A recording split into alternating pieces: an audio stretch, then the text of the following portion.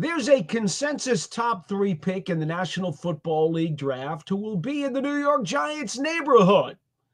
But unfortunately, there was a medical issue with him at the Combine.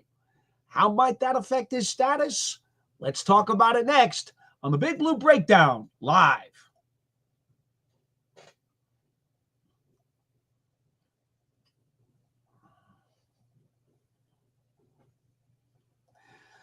Hi again, everybody. Paul Dottino back on the Big Blue Breakdown Live. So glad you could join us tonight on the New York Giants on SI YouTube page and media network.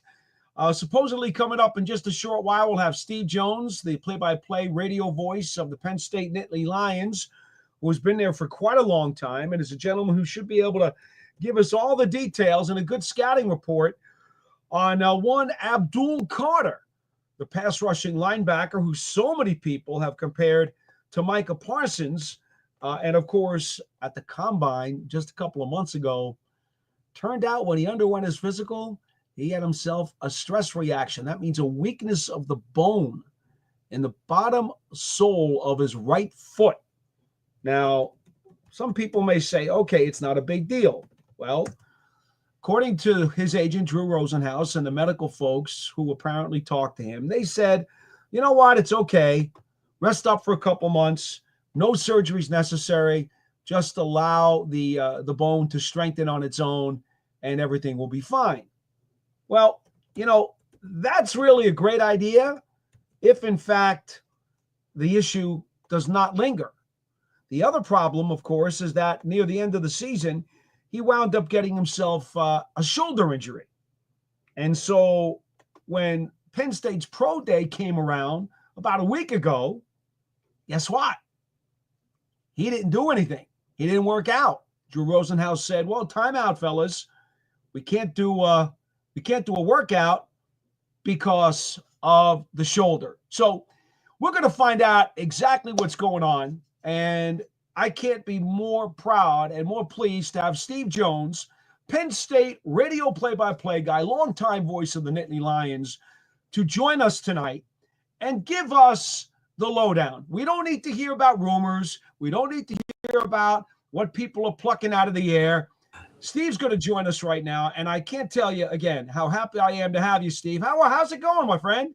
Paul, it's great to be with you again. Oh, my goodness. We've talked on Big Blue Kickoff Live, the Giants daytime talk show in years past. I know what a great representation of the university that you are, but I also know how much you know about the game. And so I figured this is a perfect time because there have been so many people debating about Abdul Carter. I know if he's healthy and the medical team gives him a green light, this guy is a bona fide, one of the 2 best players in this draft. There's no doubt in my mind. Yeah. So why don't I ask you first up, before we go anywhere else with this conversation, from what you know about Carter, first of all, how tough is he? Was there any signs of him missing practices or not being able to take full reps because there was an issue with the foot? We know about the shoulder at the end of the season. What can you tell us based on what you saw? 0 with the foot. 0. The only time that he suffered anything was with the shoulder. And it should tell everybody everything about him that with the shoulder, and look, he wasn't 100% in the Orange Bowl. He played the entire game. And he played the entire game because he knew his team needed him to play the entire game. And see, that tells you everything about him and what the game means to him and what Penn State meant to him as well. So I think the Orange Bowl is actually one of those badge of honor moments. And I think you look at the end of the first half when Notre Dame was able to get a field goal at the end. There was a fumble on the play that Carter was a part of. And if both shoulders are operating fine, I think he's the one that recovers the fumble, right? So he played in that game wounded, but still played and actually played effectively in that game. The foot thing, that came on, whatever that happened after the season was over with. So that's something I really don't know when that occurred, but it did not happen when Penn State was playing. Has there been much discussion out there, out by State College, about what he has been doing or what he has not been doing since the combine? Because I was in Indianapolis at the NFL combine when they did the physical and they said, "Oh, timeout. There's a stress reaction here. Shut him down." He didn't even go through with his media availability that day because of what had happened. It was obviously a very difficult headline for a lot of people to digest. Paul, he went through his media availability here, though, at the Pro Day. So he was able to go through that a couple of weeks later when Penn State had its Pro Day. And he talked to the media about where he is at this particular time. When you're talking about a stress reaction is not a stress fracture. Right. There were a couple of basketball players this season for Penn State that had stress reactions. And in talking to the trainers and the doctors, they said, hey, look, X amount of time of rest and they'll be back playing. Well, the two guys that had stress reactions, while not in the foot, believe it or not, it was in the knee. I'd never heard of that before. Wow. Both ended up playing. One played a full season. The other one was out like 2 or 3 weeks and then came back. So that's the big difference between a stress fracture and a stress reaction. The reaction, you're trying to prevent a stress fracture. Right. At least that's my understanding. And so if he's on that realm, last I checked, training camp isn't until months away. So between now and then, I think this rather explosive player is going to be very explosive. And just to make sure, at the time during the combine, they had said the statement came out that he was recommended not to have surgery. To your knowledge, he has not had any surgery on the foot, correct? Right. I talked to him, in fact, about a week and a half ago. He has not. So he has not had surgery on that. He's going by what they prescribed. And actually, he probably is pretty close now, to be honest with it. And there's certain guys where you finally do sit back and say, exactly what do they have to do? They have mountains of video. And I'll give you an example. Who else did not work out at the combine? And who else did not work out at Penn State's Pro Day? Tyler Warren. Right. Well, Tyler Warren is considered to be a top 14 draft pick, somewhere in there, maybe anywhere from 7 to 14. He didn't either because, again, he has mountains of video that show that he's actually a pretty good football player. Yes. So, I mean, it's interesting because you bring this up, Paul. Jack Ham, as you know, in the Hall of Fame, College Hall of Fame, Pro Hall of Fame, Steelers, 4 Super Bowls. He's my broadcast partner for Penn State football. And he was talking to the players a few weeks ago about when he was drafted. And he said, we played the Orange Bowl. And then a month later, they looked at our video and I got drafted. He said there was no combine. There wasn't any dissection. There wasn't anything going through medical tests and things like that. So there is, after a while, video does have a pretty good indicator as to whether you're a football player or not. Yeah, suffice it to say, Steve, he probably doesn't believe much in the underwear Olympics, as we like to call it. He probably doesn't. But let me tell you about Carter for a second, Paul. And I think you'll really appreciate this. You and I both know when you get ready to do something like this, Paul, it's all the work that you do that people don't see that make these effective segments. Always. Sure. And you know that. It's work that you do. Nobody sees it, and it makes it effective because you walk in prepared. Carter, because I have the ability to be at practice all the time, I'll stay after practice a little bit. The guy that kept staying after practice was Carter. What was he doing after practice? He'd either get Deion Barnes, the Penn State defensive line coach, or Torrance Brown, who also works with the defensive line, and he'd be working on takeoff. Then another day, he'd be working on hands. Then another day would be on agility. And he would do that after practice was over with. So if you care so much to work on your craft when nobody else is looking, that tells me about something about a guy that wants to be that good. All right, Steve, that brings me to the obvious question that everybody keeps asking me all the time. Sure. Oh, my God, is he the next Micah Parsons? The Giants passed on Parsons a few years ago. Right. This is their chance to get the next Micah Parsons. They got to take him. All right, it's unfair for me to do this, but I'm going to ask you, compare and contrast him to Micah Parsons. Where is he different? Where is he similar? I think that's actually a fair question, because you need to have a gauge on what a player happens to be. So I'm more than happy to talk about it. Parsons was a guy who came to Penn State as a defensive end. He also, was a two-way player in high school, but Right. he was a defensive end, and he was always in a stand-up position. Penn State then took him and they moved him to linebacker. So he had to learn the linebacking skills, including, how to work in coverage and so forth. And then the plan was for his last season, until there was the opt-out, that they were going to use him up near the line of scrimmage the way the Cowboys have been using him. Carter, on the other hand, came here and he was a linebacker. And so as a linebacker, he played his first 2 seasons here at linebacker, but that was his position. And he was out there in space making plays. And of course, they would be blitzing him. Well, because of his ability to blitz, Tom Allen came in as the new defensive coordinator. He looked at him and said, look, I think we should move him to defensive end. And quote, we, Penn State, have enough linebackers to take care of that spot. We think he can be effective out there.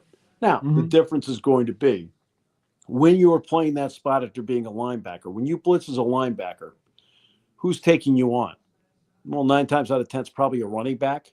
Sure. Maybe you're getting chipped by a tight end. When you're playing defensive end, as you know, who's the first guy you've got? A tackle. And in the NFL, it's not just a tackle. It's a tackle with arm length, right?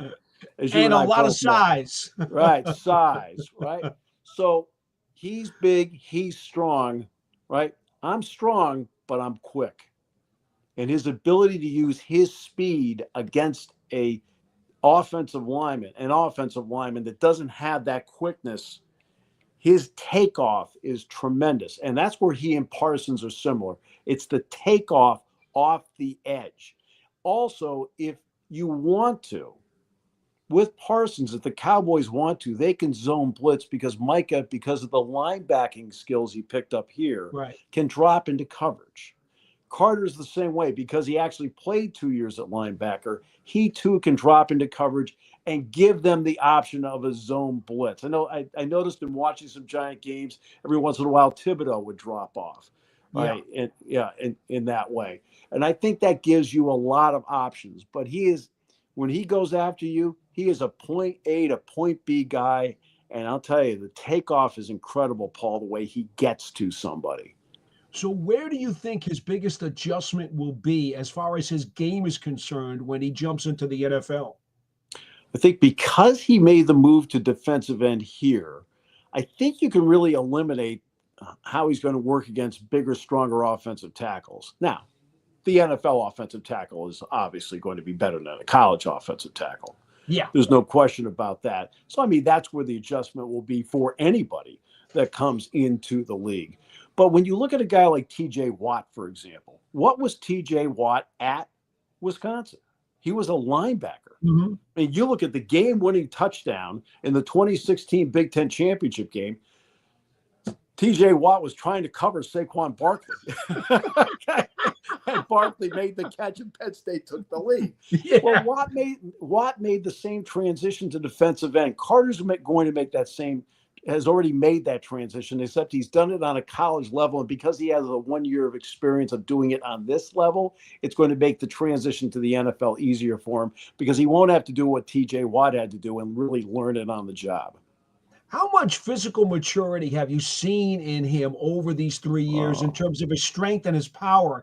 Because speed and quicks are great, but there are times you're going to have to lock up with somebody and win that tug of war. So this is why I love talking to Paul. Paul knows the game. He came in that way. Now, obviously, you sit there and it's over time you mature, right? And you've got to work in the weight room to do it and so forth. But he already came in with a major league Big Ten body. And I think that's one of the reasons he played so early in his career. Over time, he's built that up. And that's why when I was talking about the work he does after practice, using in violent hands.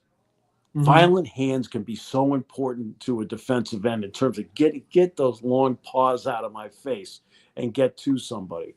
And that's where he's really improved is that upper body strength since he's been here. But he came here really what I felt was a Big Ten body to start with. That's improved. And now his technique and the use of violent hands has really helped him. One of the things people have asked me, Steve, is do you think they can draft him and get him on the field at the same time with Burns and Thibodeau on the edges? How would those guys play?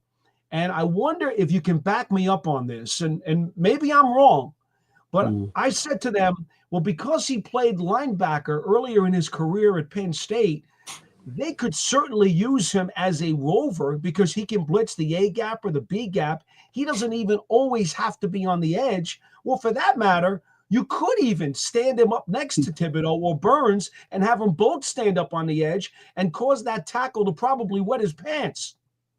Well, let's start with this. What did Penn State do on third downs? Penn State's base on third downs this past season was to go with 3 down linemen, Denai Dennis Sutton, usually Amin Vanover, and Zane Durant at nose guard. Well, wait a minute. I didn't mention Carter. Where was Carter? He was the rover in the middle. Suddenly he's over there and he's slightly toward Vanover at one end. Then the next time they go out on third down, he's slightly over Denai Dennis Sutton at the other end. Sometimes he's outside him. Sometimes he was right behind Durant and disguising it. Sometimes he'd drop off. Every quarterback got to the line of scrimmage. And most quarterbacks, the first 2 things they'll look at will be, okay, where's the mic and where's the safety? Right? Well, they had to do a third thing. Where's 11? and that's what they had to do. That's what they had to do. So the scenario you just broke down is a scenario that he did all season long on third down for Penn State. That exact scenario you portrayed. So he already knows the basics of how to play that. And that's something that even the Cowboys have learned to do with Parsons. Yes, that's right. That's exactly right. Because that's what they were doing. Penn State was doing that with Parsons.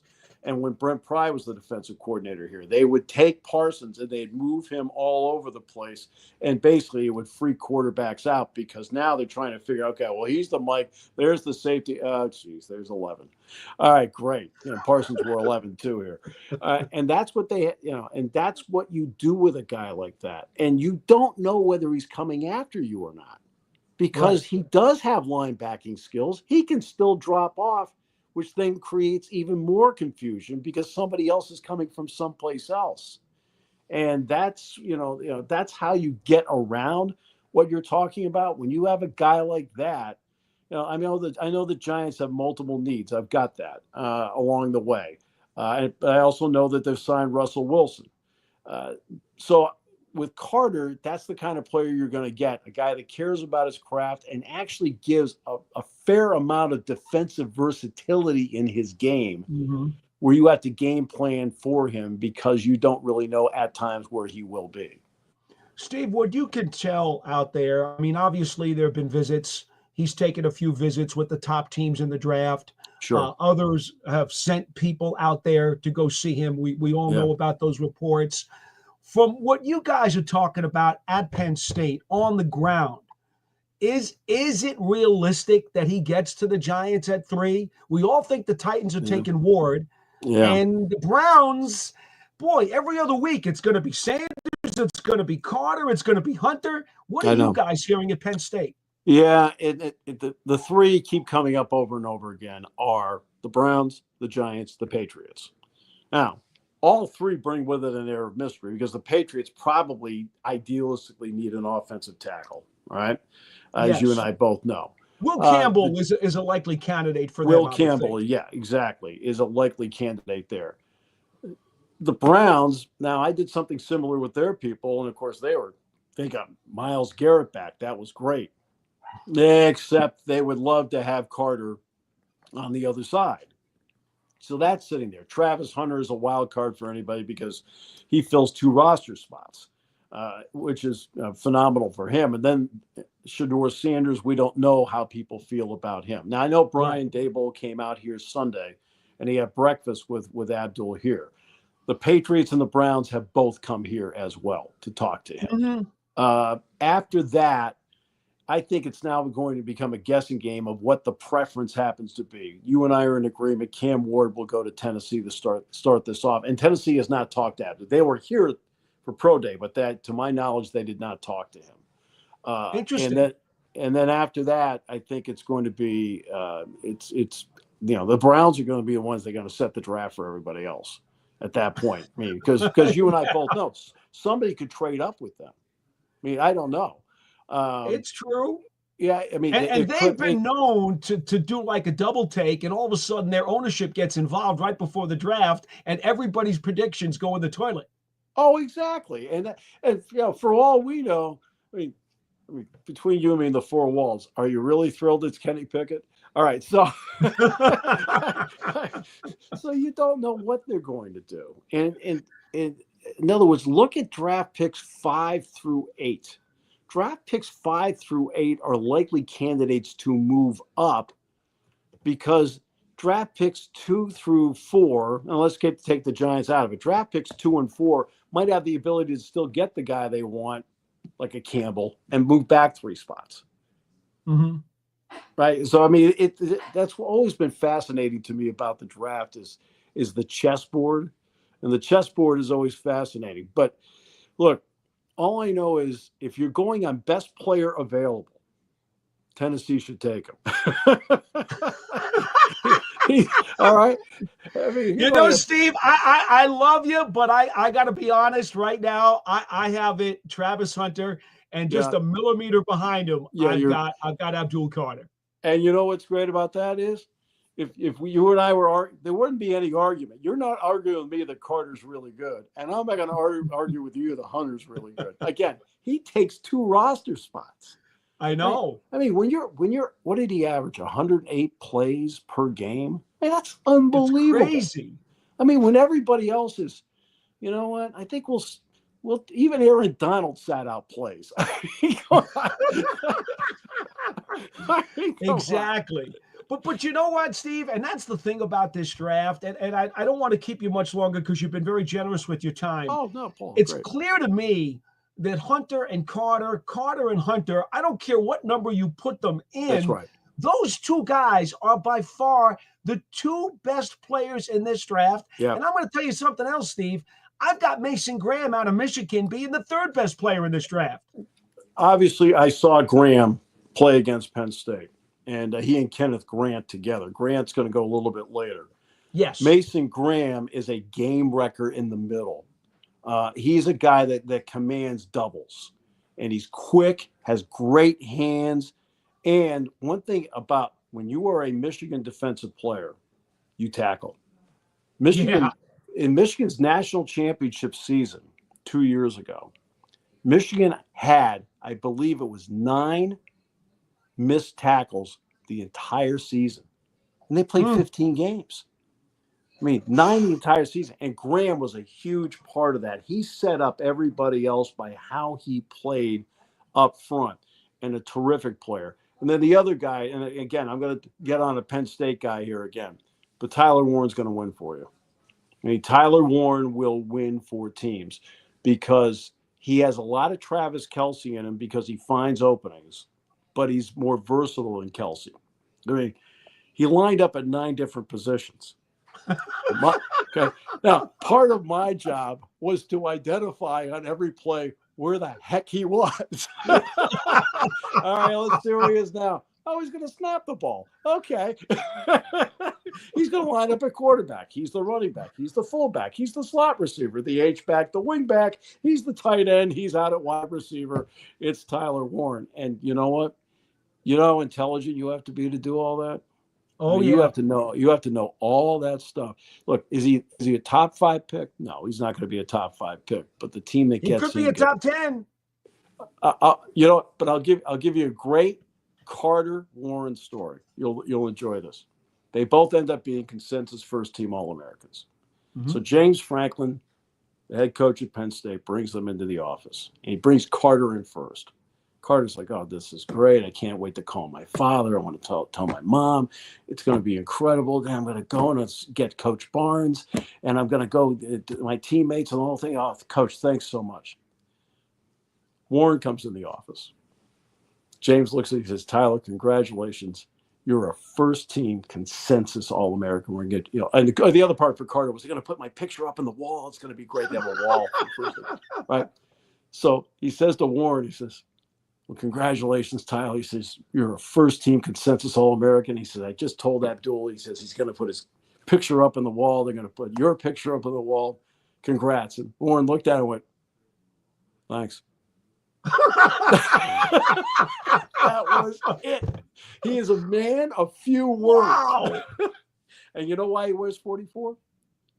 He wears 44 because his dad was a huge John Riggins fan. Oh, wow. So Jack Ham called Riggins. All right. Oh, my Last goodness. season, Jack called Riggins, told Riggins, hey, Tyler Warren's father's a huge fan. That's why Ty wears 44. Because I'd found out that's why he wore 44. Okay. So Riggins said, that's awesome. Okay. Got a jersey, signed the jersey, sent it to him. Wow. Yeah. So cool. Yeah. Riggo's quite the character. Oh, Jack, I said to him, I said, how's he doing? He goes, it's the same old guy. He says, he's got a lot to him. That's Jack. My goodness. Steve, he's got a lot to him. Oh, man, there's no question about that. All right, so final question, Steve, and I think I already know this answer. Sure. But I gotta ask you then. So if this falls the way that it does, with the Titans taking Ward and perhaps the Browns taking Hunter, there's no question you would run that card up to the podium and grab Carter if you're the Giants, like the Roadrunner with the puff of smoke behind you, right? I mean, you wouldn't even think about trading down, would you? I would not think about trading down. I'd run the card up there because I need the best player available in the draft. And then I'm going to roll the dice. The Giants would pick in the second round, 35, 34? Yes, they do. Correct. Right? Well, I'd roll the dice and me, after watching him against Penn State in the Peach Bowl, if he's still sitting there, Jackson Dart is not a bad pick. Yeah, I don't think he's going to make it there. I agree with that. I think he's done enough with everything where now the cards are moving in the direction where he's going to be somewhere in the first round. But, I mean, I would think that. I would think that. But you know what? I think that when you get a generational player, I don't think you bypass that player. And I think Carter's that. And I think Hunter and Carter, Paul, I'm going to go with you. Hunter and Carter are both generational players. And I think in this draft, they might be the two generational players in it. And I don't think you bypass one of them. And that is exactly. And vice versa. If they take Carter, if I'm the Giants, I run after Hunter. Absolutely. Absolutely. Right. And quite frankly, if Ward was not a quarterback, he would not be number one. And these other two guys would be 1 and 2.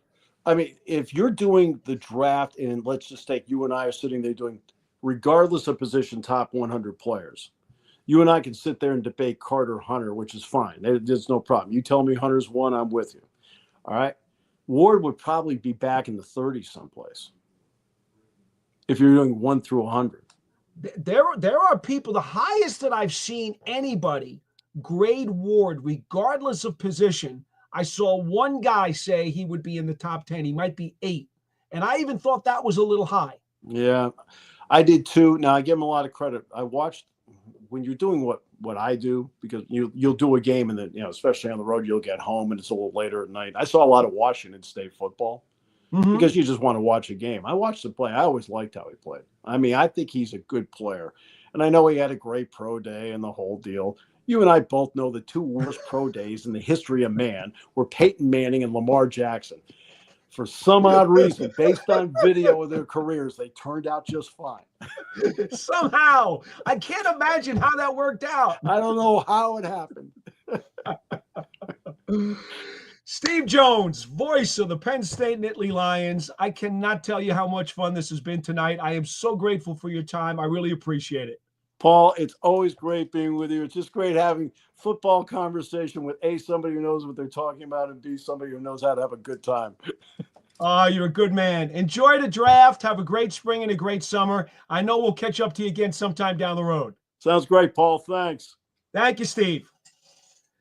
Steve Jones, the voice of the Nittany Lions, coming up with some awesome information for us about the Penn State prospects in this year's NFL draft, specifically the information about Abdul Carter, which I just thought was so dynamite. He does not seem to have any reason to doubt Carter's ability to work through the stress reaction that was identified at the combine. And again, folks, if you joined us late, we spent about 25 minutes with Steve Jones talking about Carter. We talked a little bit about Ty Warren as well. Okay, we did that too. But most of it was about Abdul Carter. And I thought it was probably the most microscopic viewpoint that you could get from somebody who knows him better than anybody else could. I mean, the gentleman does the play-by-play for the Nittany Lions. He's right there. He knows. He watched practice every day. He told us about how Carter stays after and the practice habits that he has. So wonderful information from Steve Jones. But I did think one thing that he said that really intrigued me, and I just want to bring this up to you guys. He said he believed that whatever that foot thing was that Carter had, the stress reaction, remember, there's not a break in the foot. The stress reaction is a weakness in the bottom of the foot, which can be healed through rest. He said he thought it happened after the season, which is really very, very interesting. He said he didn't see him miss any practice time, and the only game time that he had to work through an injury for was when he had the shoulder at the end of the season, and yet he played through the game anyway. So obviously Carter is as tough as nails, but I did think it was interesting to hear from Steve Jones that he thought whatever foot thing was going on with Abdul Carter, that it was incurred after the season. That's certainly very interesting. But I think the other thing that I hope we cleared up for you guys, because I have had so many people, either on this show or on Big Blue Kickoff, simply ask me, even on the street. I got neighbors asking me on the street all the time, obviously about the Giants and about the draft. And one of the things that they always ask me is, well, don't you think if the Giants draft Carter, that means they're going to get rid of Thibodeau? And as I've said multiple times to every one of them, no. I think the Giants are going to pick up the fifth-year option on Kayvon Thibodeau. Furthermore, there are ways they could still play and get this rookie on the field with Thibodeau and with Burns. And, of course, here's the other part. Burns and Thibodeau have been playing an inordinate number of snaps when they are in the lineup. Now, we know Thibodeau had the wrist surgery, and he missed a little bit over a month this past season, so I understand that. But when he's in the lineup, he plays a very high percentage of snaps. So does Brian Burns, who, by the way, I know he didn't have double-digit sacks last season, but he had an almost all-star kind of year for the Giants. It got lost because they only won 3 games. I understand that. And he didn't put up huge statistics. Everybody always wants to see double-digit sacks, and he's done that before, obviously. And he was an alternate for the Pro Bowl. But here's the thing. He was so badly beaten up. He was nursing an assortment of injuries the whole season long. You even saw that there were games. I know you people saw it. There were games he had to come out for a play or two, and then he would get right back out there on the field because he wanted to be out there in the battle with his teammates.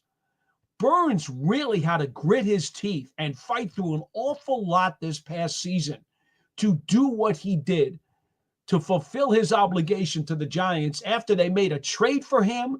They sent draft capital to Carolina. They renegotiated his deal and gave him a big fat contract extension. And this guy's got a lot of pride, and he wanted to live up to that. So Burns extended himself because he wanted to make sure that people knew he was maxing out whatever he had to earn his contract. Well, I think to some degree, it had to hurt his efficiency a little bit because he was extending himself. So here's what I'm telling you mathematically. In addition to what we talked about with Steve Jones, about how you could work having Carter on the field, you could have him, right, with Thibodeau, as I said, Thibodeau and Burns on the edges, and then you could have Carter as the roving linebacker playing with Bobby Okereke, And then you could have Carter shooting gaps between the center and the guard, the A gap, between the guard and the tackle, the B gap. You could have him shoot anywhere or even double him up on one of the edges. There's a lot of stuff you can do with him. And Steve just told you that they were able to do some of that at Penn State because he played linebacker before he was an edge rusher this past season. So there is no reason why the Giants should avoid drafting Carter, or no reason why they necessarily should be getting rid of Thibodeau just because they draft the rookie. They can do things with all three guys. And like I say, mathematically speaking, if Thibodeau's going to rest 25% of the plays and Burns is going to rest a different 25% of the plays, that means you can give 25% and 25% to Carter. Burns plays 75, Thibodeau plays 75, Carter plays 50, right? Because he's taking snaps from both Thibodeau and from Burns when they're resting, maybe by series. And then on top of that, you've got the ability to put him on the field all together in maybe some sub packages. So it's not a problem. You can absolutely take Abdul Carter if you're the Giants and his medicals pass the mustard. Now, I am still all in at number 3 on taking Travis Hunter if he's there because of his dual playing capabilities. But again, as I told Steve Jones, it's about a millimeter difference. I would take Travis Hunter if he's available. That's it. Hands down, game over. If Hunter is gone to Cleveland at 2, as long as my medical folks said to me, we think reasonably the foot's going to be okay, well, then I have to take Abdul Carter. There's no end ifs or buts. Period. End of story. Abdul Carter to the Giants at 3 if Hunter is gone. Now, if medical says Abdul Carter's foot is a problem, we still see the stress reaction or the weakness in the bone, and we're not very confident about his durability and his ability to stay on the field, well, then I don't have much hesitation because about 2 centimeters down from Abdul Carter, I've got Michigan defensive tackle, 3 technique, Mason Graham on my list. See, that's the beauty of it. If you're the Giants at 3, you're going to get one of those 3 players. And those 3 guys, the 2 guys are ahead of everybody. Mason Graham is just a very milli step down. And then after that, there is now a line of delineation. You now have a little bit of a creek between the rest of the talent in the first round, at least in my opinion. So it would be extremely hard for me to trade out of that 3rd spot. I would have to get a shopping cart full of draft picks, including a number 1 next year to do that. That's not going to happen. I don't think it's realistic. And that's just fine with me because I'd be extremely happy if I were in that chair to sit at number 3 and wind up with one of those 3 players. End of story, period. That's how I feel about that. Now, here's what I want to do, folks. I want to get your reaction to all the stuff that Steve just said and how you feel. Now here, I'm going to post up on the link. Here is the link over in the chat where you can join the show. Certainly would like you folks to do that if at all possible.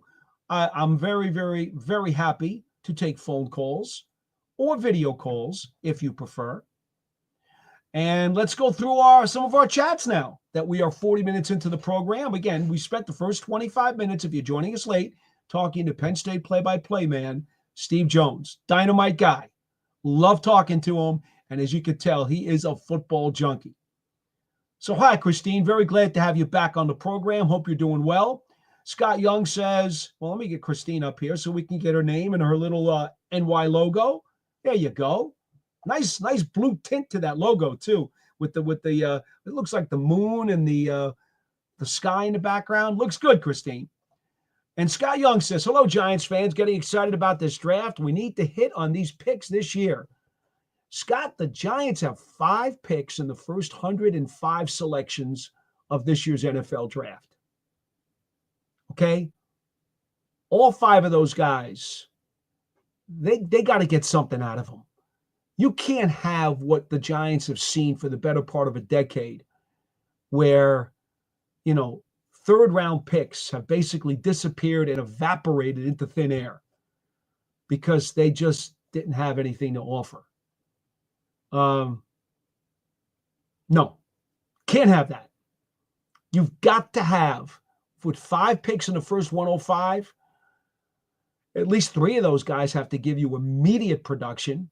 I would even argue and say that you might have to at least get rotational snaps out of the 4th guy. And if one of those 5 guys is a project quarterback, that would be okay too. And I will reiterate, for the benefit of those people who maybe haven't listened to the show very often or don't listen to me on Big Blue Kickoff Live, I am not, if I'm making the pick, I'm not drafting Shedeur Sanders.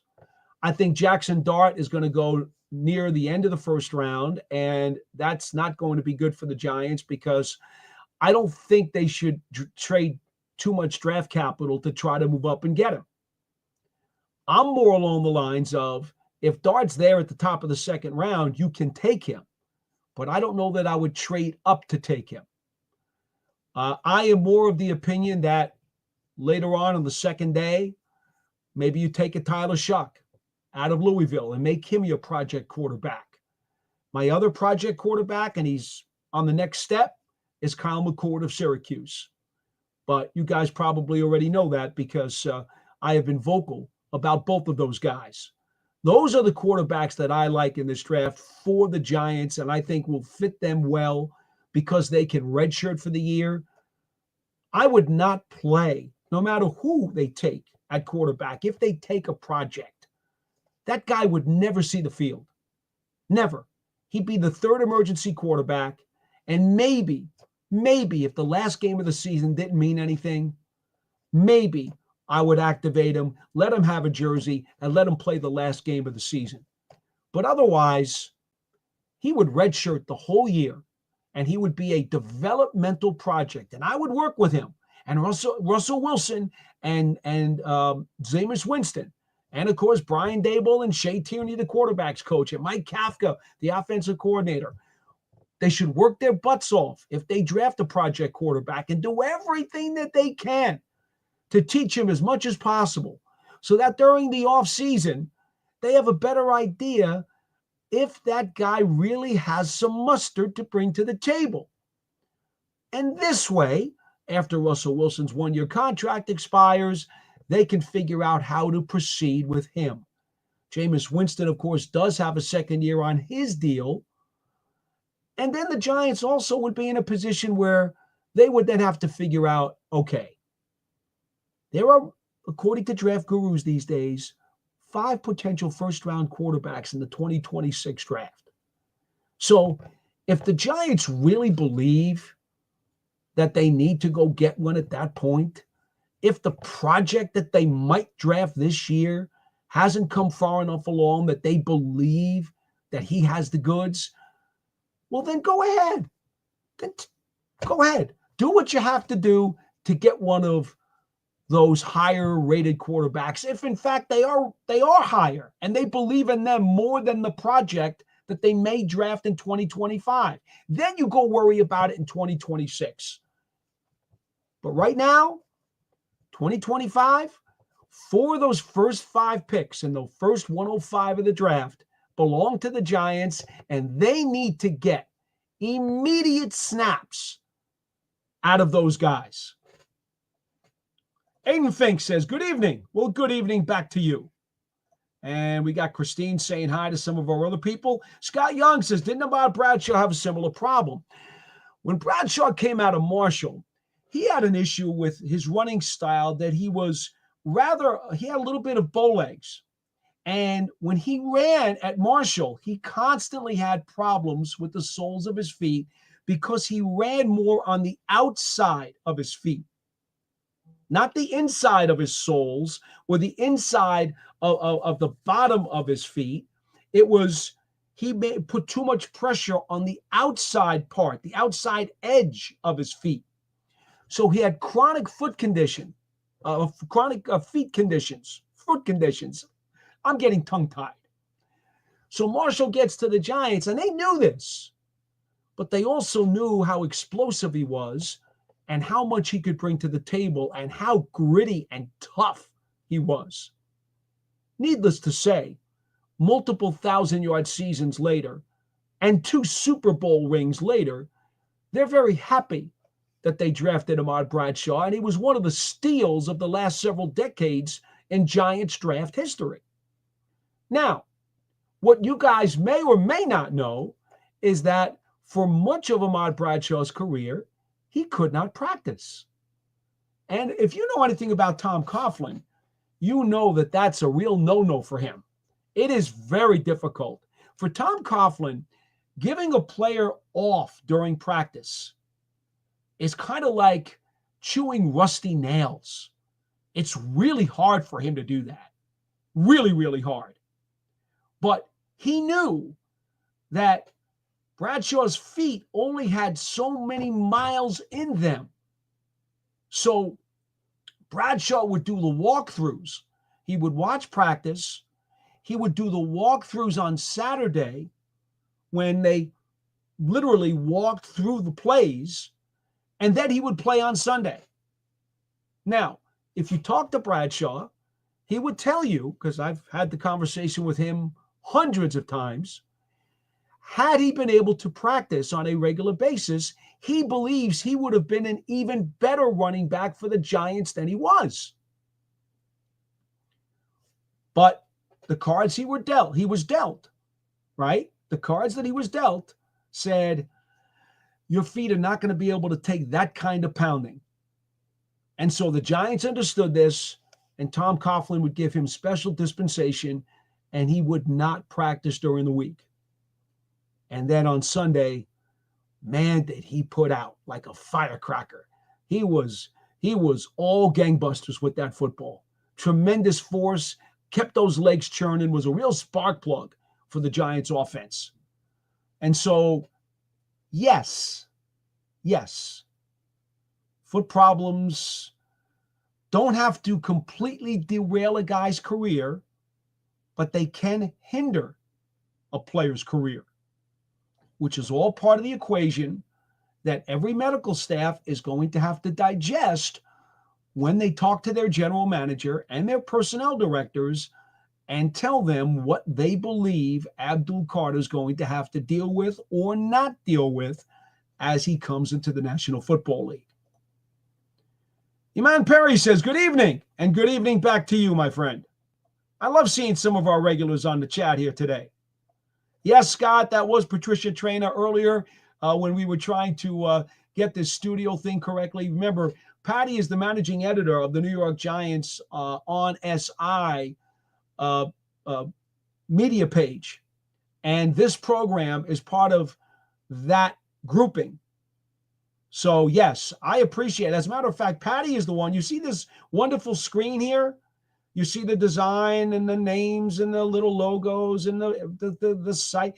Patty is the one who had the technological skills, because I am Fred Flintstone, okay? Yabba dabba do, folks. I'm not very techie. So Patty is the one who actually set up the technical tools to make this program not only happen, but make it so that I could actually run it, which I don't always do very effectively, but I try. She was also the one who was able to get this banner floating across the bottom and allow you folks to make audio phone calls and video phone calls. Many of these kinds of shows that you will find on YouTube or online, in fact, I would say I don't want to put a percentage on it because I don't spend a great deal of time, looking for shows online. But my understanding is that most shows do not take video phone calls and do not take audio phone calls. They won't take live phone calls and live interaction from their fans, from what I understand. Now, many web shows are simulcasts of actual radio or television programs. They, of course, do. But many of these web-only shows don't. Most of them don't. It's very rare from what I understand. So Patty was the one who had the techie savvy to make this happen, which is why it's disappointing for me that more people don't call in or don't use the video, because we don't have to be restricted to just using chats. That's what mostly all the other people do. We're special here at the Big Blue Breakdown Live. We interact, we talk, we see people, we go face to face. We're not afraid of anybody here. All right. The Big Moo says, my man Paul, always great to see you. Same thing to you, the Big Moo. Scott Young says, if Carter is there at 3 or Hunter, please let's hope our Giants take them. Scott, it just would be very hard for me to digest if the Giants don't. Let me just address something right here. And I mentioned this on Big Blue Kickoff Live the other day. And folks, I'd like you to give me some feedback on this. But as I recall, way back when during the Combine, when, John and I had been doing Big Blue Kickoff Live out in Indianapolis, and I made it very clear that there is no question, hands down, in my opinion, Travis Hunter would be my number one selection for the Giants if I was in charge. And I would take him over Abdul Carter. And then, of course, we found out that there was the foot thing going on with Carter, which made it even easier for me to say that, I would take Hunter first. But I was all in from the beginning on Travis Hunter. And then Mason Graham was my number 3 guy. I also very much originally, when the season ended, I was very high on Will Johnson, the cornerback from Michigan, who's probably going to work his way into the top 10 as well. But here's what's interesting about it. Way back when, and you folks can tell me if you remember this or not, and please hit me up with a call, a video, or a chat. But you folks, you'll remember, I've been saying all along since December, free agency is going to dictate the story of the Giants quarterback situation. They're going to take care of that in free agency, and they're not going to have to draft a quarterback. And when they landed at number 3 after the last game of the season, I insisted. It doesn't make sense. I would never take a quarterback in that spot if I were the Giants. And the guff that I caught, first of all, I don't know of any other media outlet in New York that agreed with that assessment. But be that as it may, what are you going to do? And yet I took tremendous heat from the fans online, on shows, on Twitter. Oh, they have to draft a quarterback no matter what. They have to. And it was like, no, push the brakes, folks. Now, at that time, I did not know the Giants were going to shop on the tier 1 level, which is what obviously Russell Wilson was, Matthew Stafford was, and Aaron Rodgers was. I didn't expect them to shop on the tier 1 level. And to some degree, Justin Fields was kind of also the tier 1 level too. I always thought that they would shop at the tier 2 level, and that's why I first came out with Jimmy Garoppolo. I truly always believed, as I said, don't draft a quarterback at 3, sign a veteran free agent, okay, move forward. Travis Hunter has got to be the pick, potentially Carter if Hunter is gone, and again, Mason Graham. Now, I said this for months, and I caught so much grief. It was pretty vicious. But you know what's funny about that, folks? So now the Giants went out and they went for the bigger fish. They went for Matthew Stafford. The Rams pulled him back. What are you going to do? the way everything was kind of breaking down, it looked like if he was truly going to be traded, the Giants were going to be the team to get them. The Raiders were in the fight too, but I was of the belief that if he was going to be dealt, he would have wound up with the Giants. But that didn't happen. Okay, fine. So then immediately I turned my attention to Russell Wilson and said, okay, Russell Wilson's got to be the number one choice for the Giants. I was never in on this Aaron Rodgers storyline. And you guys know that because you've been listening to me for months. Well, again, tremendous amount of fan and media support for the whole Aaron Rodgers narrative. I didn't understand it. Didn't think about how that would work then. Certainly didn't think about it when Russell Wilson came in to visit the Giants and Aaron Rodgers was off in some beach in Australia. I just don't understand why some people just don't want to look at the obvious and add 2 + 2 together to see 4. But here's the part that really makes me laugh, is that as consistent as I've been with no quarterback at 3 and take Hunter, take Carter, take Mason Graham, as consistent as I've been, I'm the one who took all the heat for that for months. And now everybody's jumping on that train. Of course, the caboose is many miles behind my engine, but now everybody's jumping on that train. You still got a few stragglers who still want Shedeur Sanders at number 3. You still got a few. I don't understand it, but there are still a few of those. But I find it really funny how some folks within the last week now are now, mocking Hunter or Carter to the Giants. Some of these network reporters, some of these big shots. So, it's going to be Hunter or Carter or Graham. Really, you just figured that out. Whatever. It is what it is, what it is. Anyway, Scott, thanks for the chance to jump on my soapbox and kind of chat that storyline up, because I find it so incredibly amusing for all the heat that I took. And now everybody's coming around and jumping on that caboose.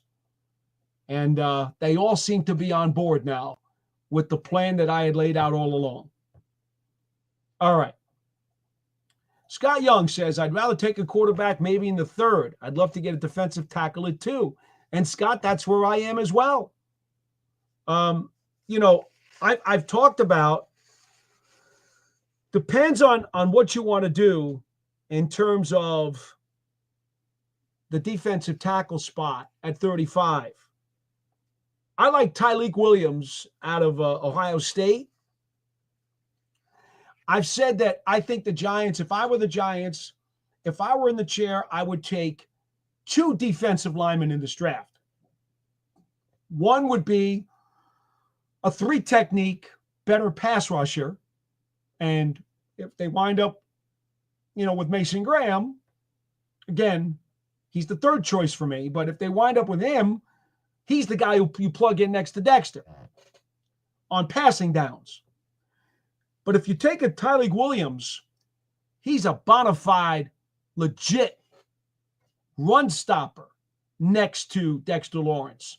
So my plan for the Giants, because I think they need to take 2 defensive tackles or 2 defensive linemen per se, whether or not they're ends or tackles, the way they play in the mixture of the Giants' multiple front doesn't really come into play here.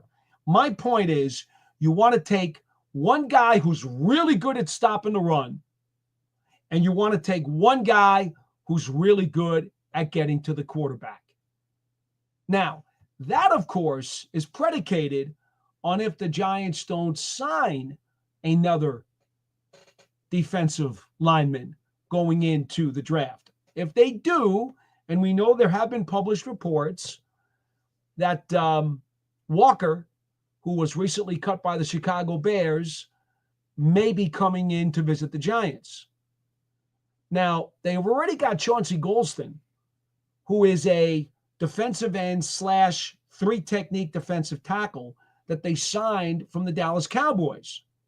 He provides the Giants a lot of versatility where they're starting now to collect defensive linemen where they can go with 4 down if they want to without having to put their 2 edge linebackers with their hands in the dirt, which I like very much if they can avoid that.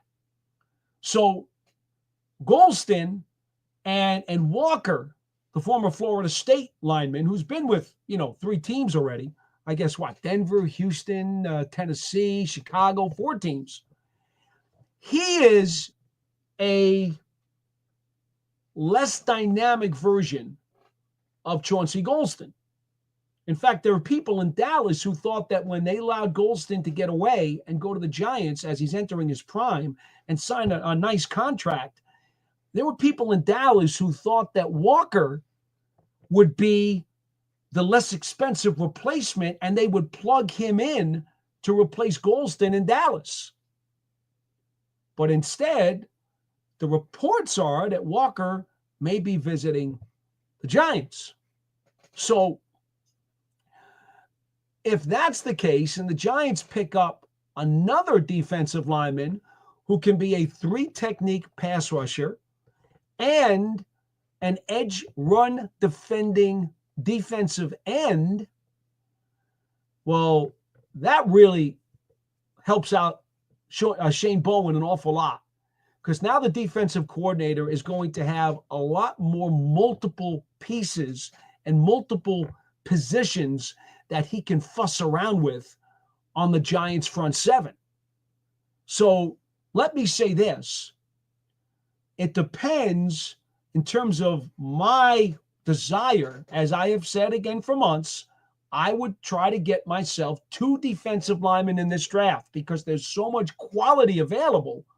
I'd love to see the Giants get a couple. 1 primary run stopper, 1 primary pass rusher. But now if they're going to add Walker, well, that can kind of change the complexion a little bit. Maybe you only need to take 1 defensive lineman in the draft instead of 2. Let's see how it all plays out. The Big Moose says, I don't care anymore. Give me Abdul Carter. Let's get back to being the wrecking machine. Nothing wrong with that. Scott Young says, defense wins championships, folks. Christine says, exactly. Well, there's no question. There's absolutely no question. Look, the Giants have already done a bunch of things to beef up their defense. What did they do last year defensively that made you unhappy? They gave up too many big plays. So they spent big money on the secondary. They got themselves a playmaking safety. And I happen to like Jason Pinnock, and I told you folks that I would have been very happy to see him back on a reasonably priced contract. But instead, Joe Shane decided, you know what? This defense did not get enough of takeaways. They didn't make enough of big, impactful plays.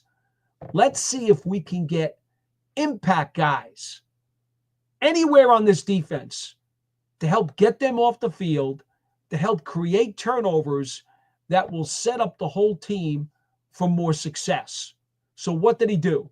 He spent big money on Holland at safety, and he spent big money on a Debo at corner.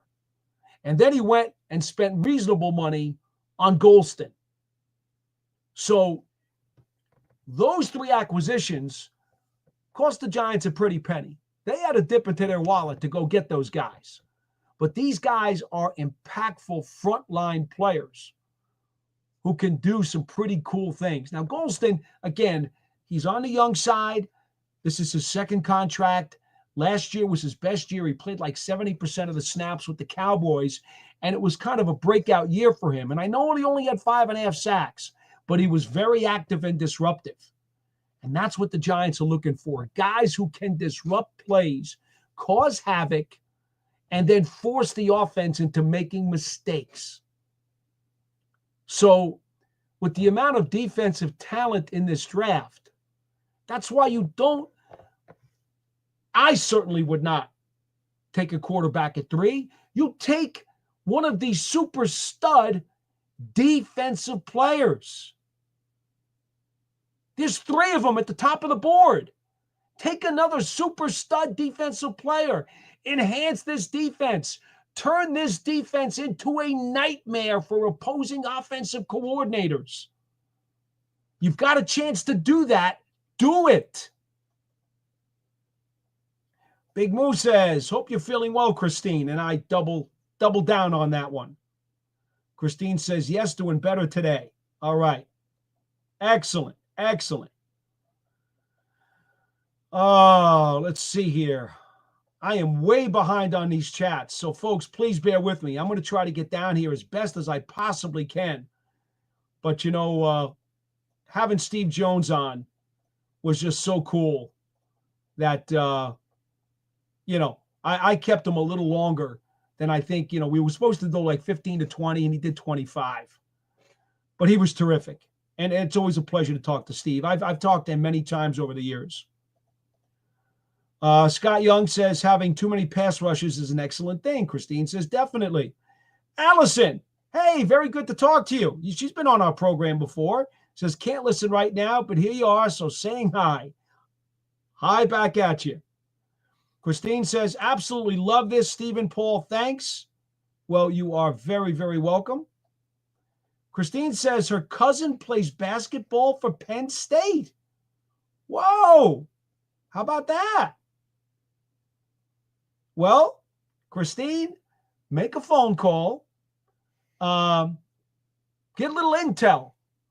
Find out from your athletic relative out at Penn State what they think of Abdul Carter around the halls of the college campus out in State College.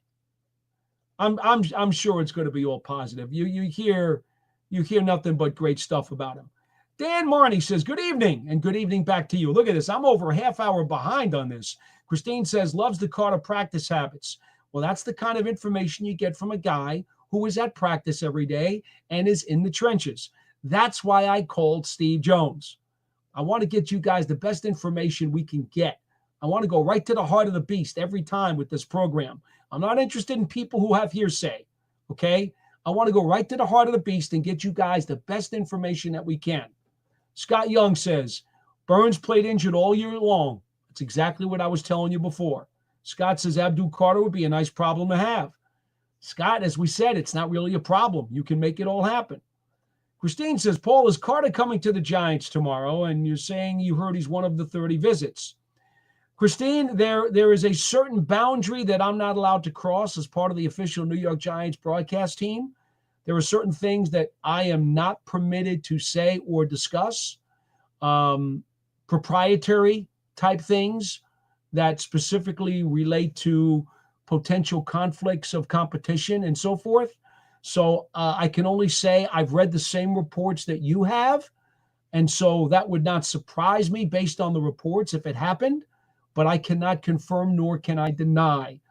And as I've said to you on this program many times, and we also say it on the Big Blue Kickoff Live show, when there are questions that are not allowed to be answered because of agreements that are in place, we'll tell you. I'll tell you, and so will the other folks who are on BBKL. We will always tell you, that's a question we can't answer. We'll be flat out honest with you. Cannot answer that question. Everything that I can answer, I will. And I will answer honestly. And if I can't, I will tell you I can't. I'm not playing games here, folks. This is not smoke and mirrors. Timothy Menaze. Paul, what are your thoughts on Caleb Johnson and Kelvin Banks? Do you think they're real options at 34? Banks. Oh, well, Johnson's going to be there.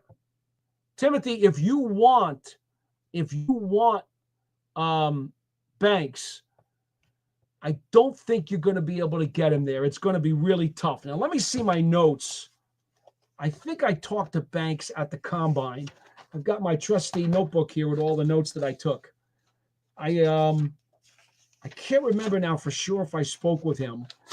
For those of you who were unaware, Banks is a tackle/guard. He projects as perhaps being able to play both positions and swap off when he gets to the National Football League. He's the kind of guy who, to be honest with you, is just a moose. He is a very large human being. And while he may not always necessarily show all of the athleticism or the traits, he's got a lot of good ones. And his size and his power and his girth, certainly enough to make people very, very excited. I just don't think he gets out of the first round. I think he's a late first round pick. I just don't think he gets out because you know what's going to happen, right? Will Campbell's going to be the first guy taken by the Patriots at 4, and he's going to be a left tackle. You're going to see Membo out of Missouri, who's a tackle / guard. He's going to get taken early. Tyler Booker out of Alabama, the guard's probably going to be taken early. Josh Simmons out of Ohio State, who showed that he could flexibly play tackle in the last month of the season. He was a terrific guard, and then they had to put him out at tackle because one of their guys got hurt. So he's going to be probably borderline of the first round. And I think that's kind of where Josh Connerly's going to sit from Oregon, and Kelvin Banks is going to sit. So I don't know, Timothy. I don't know. I just don't know that Banks is going to make it there. I probably would wind up taking a defensive lineman there anyway. I think I'm probably more apt, and I don't know how much you watch Miles Frazier out of LSU. I think he would be a nice value in the 3rd round for the Giants if you want to go take a look at some of what he's done while he was with the LSU Tigers. As far as Johnson's part of that whole cluster of running backs who, we know Gente's the top guy, and Hampton's going to be a very top guy too. But then there's a cluster. Let me count how many are in this cluster. You're going to have Henderson and Junkins, the 2 kids from Ohio State. And then you're going to have Caleb Johnson. Probably, I would think 3rd round, maybe. Because, there are so many good running backs, I think they might get depressed. I think Johnson will be probably one of the top half a dozen taken, by the time you get into the 3rd round. But I think it's much too rich to take him at the top of round 2 or even at the top of round 3. I'll tell you who I like for the Giants. And yes, I want a physical stud. Okay, there's no question. I'd like to see a real tough, gritty hammer in the Giants running back room.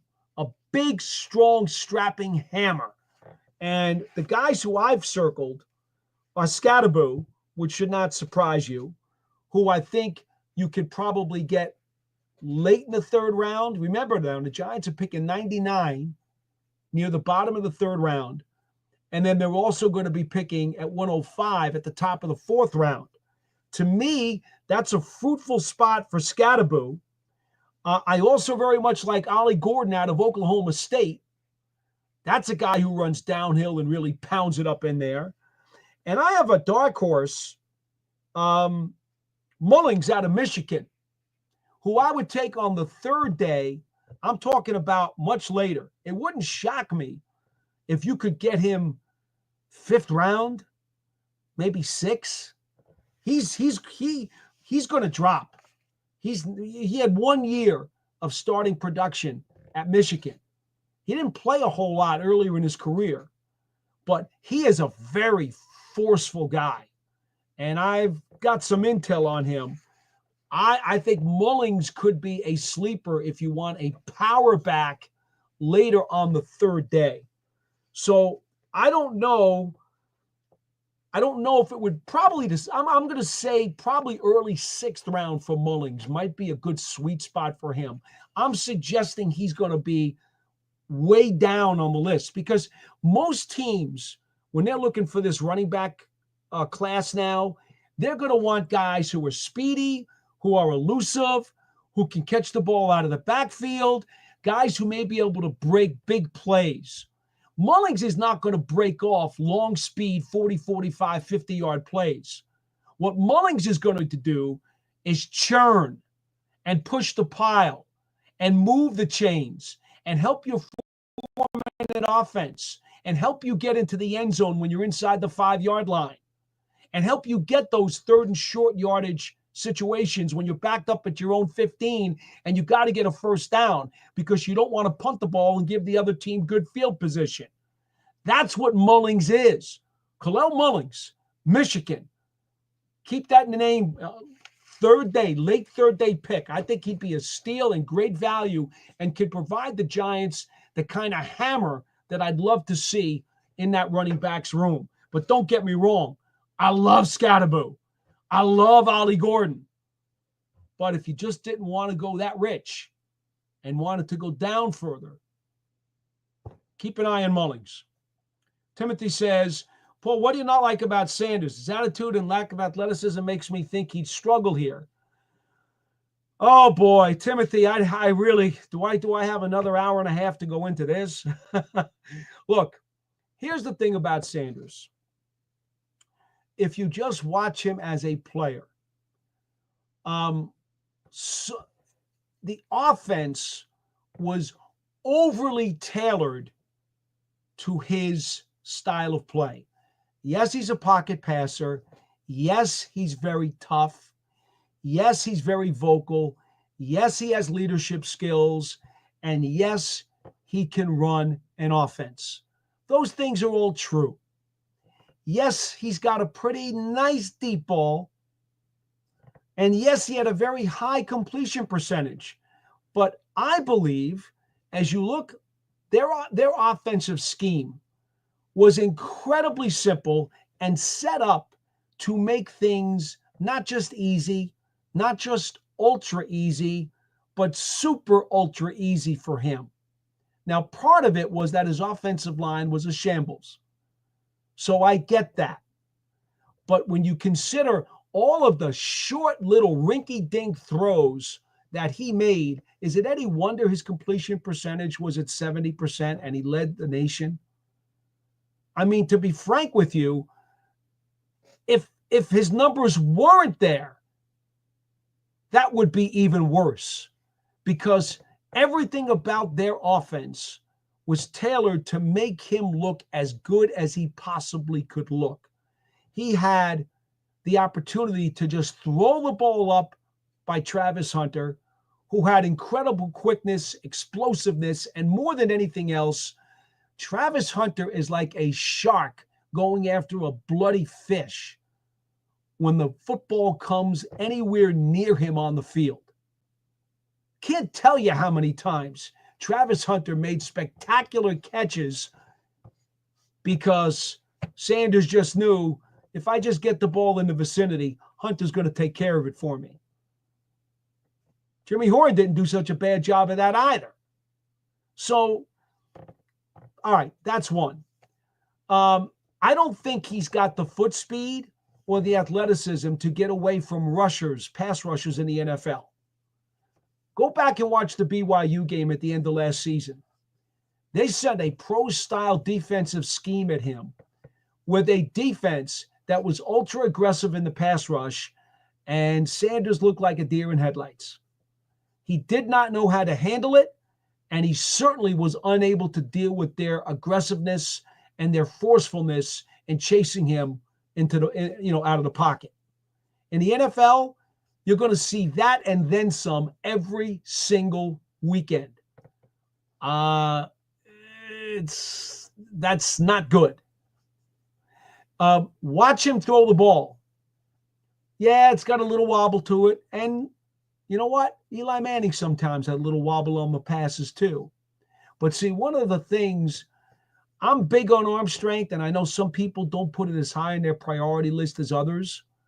I do, because what happens is when plays are a bit off schedule, okay, if they're not going to be incubator plays, you're going to have to use a different arm angle.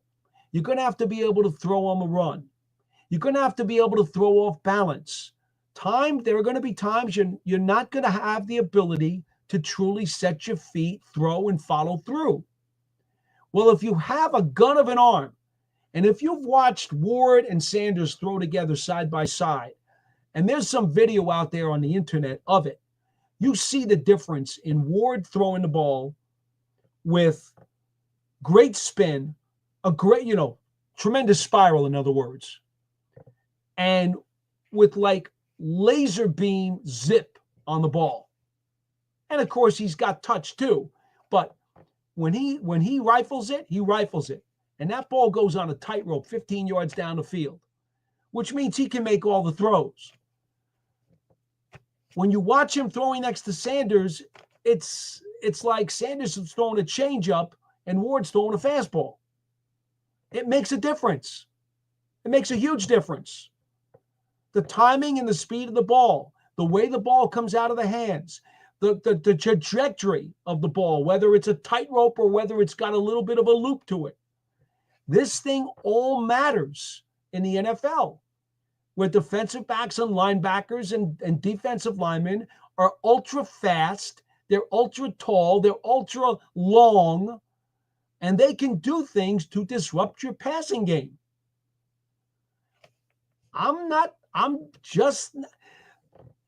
Here's what I will say. If Sanders goes to the right spot, okay, a team that has the ability to really protect him really, really well and allow him to stand in the pocket and gives him plenty of time consistently, that has receivers all over the field who have great ball skills and can make plays for him, those things are going to be incredibly valuable to his success.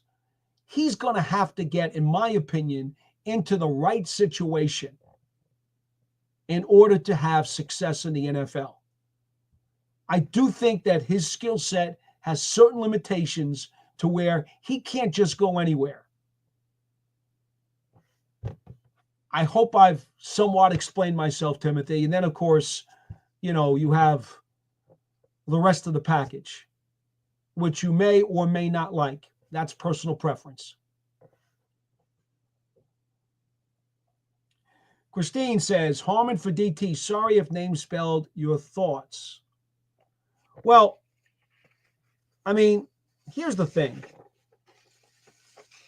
Derek Harmon out of Oregon is probably going to be right on the fringe, late first round, could potentially be there for the Giants at the top of the second. Yes, I would absolutely be willing to take him at 35. I'd be crazy not to. I think it's iffy that he makes it there. Kenneth Grant out of Michigan is another one of those guys. He's in that cluster. I saw somebody, one of the mock drafts, actually thought that Walter Nolan might get down there. I don't see it.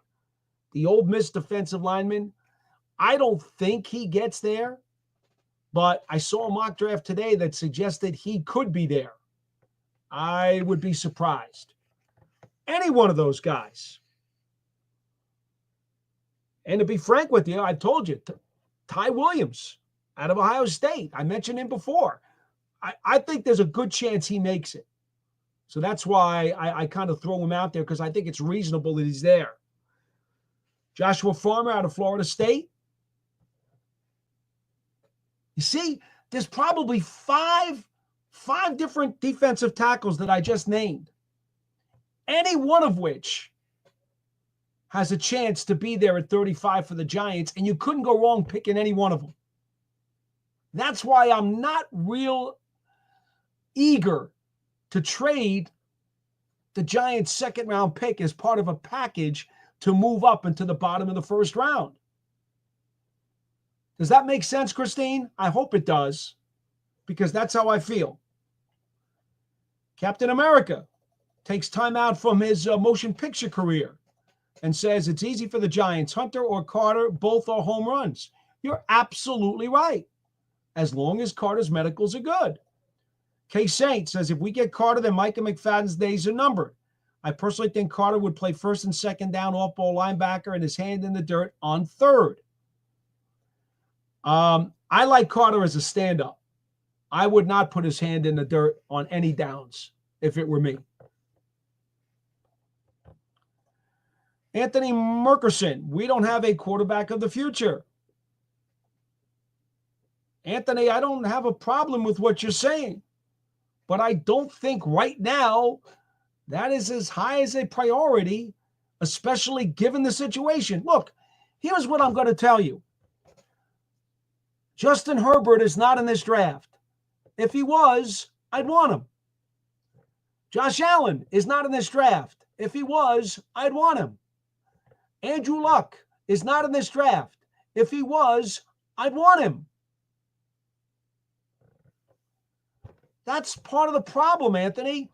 As lucky as the Giants are that their timing is good and that they're coming up into a draft that has a lot of very talented pieces at a number of positions that they need to fill in. They're very lucky in that regard. They need defensive line help. There's plenty of them. They need some help on the interior of the offensive line. There's a bunch of make-it guards in this draft. They could use another a body in the secondary, specifically at corner. Guess what?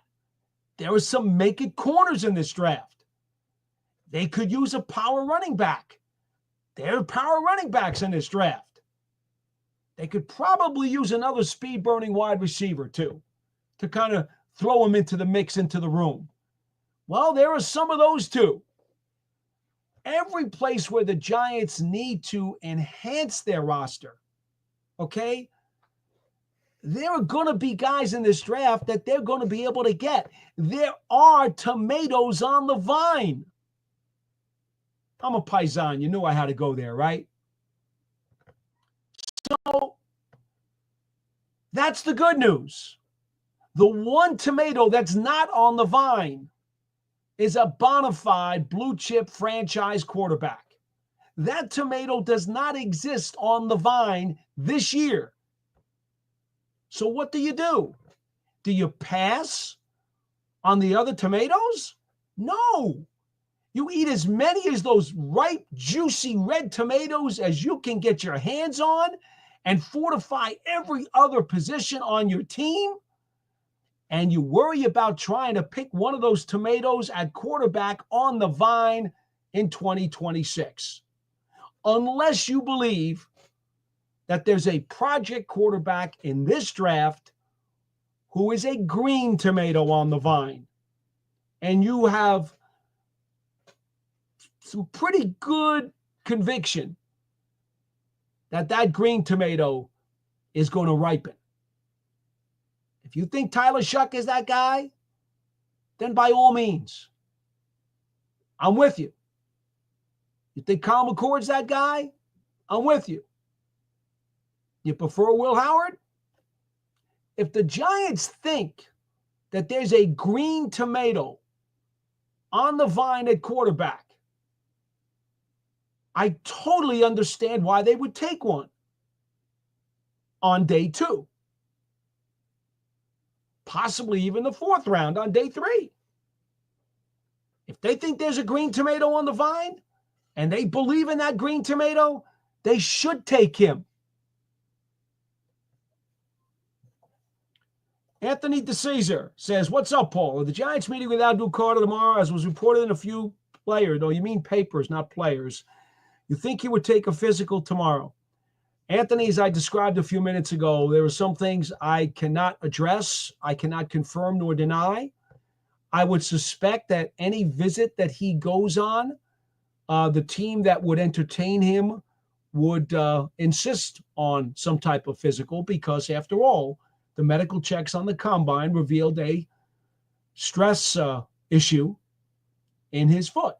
And so the medical staffs of whatever teams that he's going to visit are going to want to know, how is that recovery coming?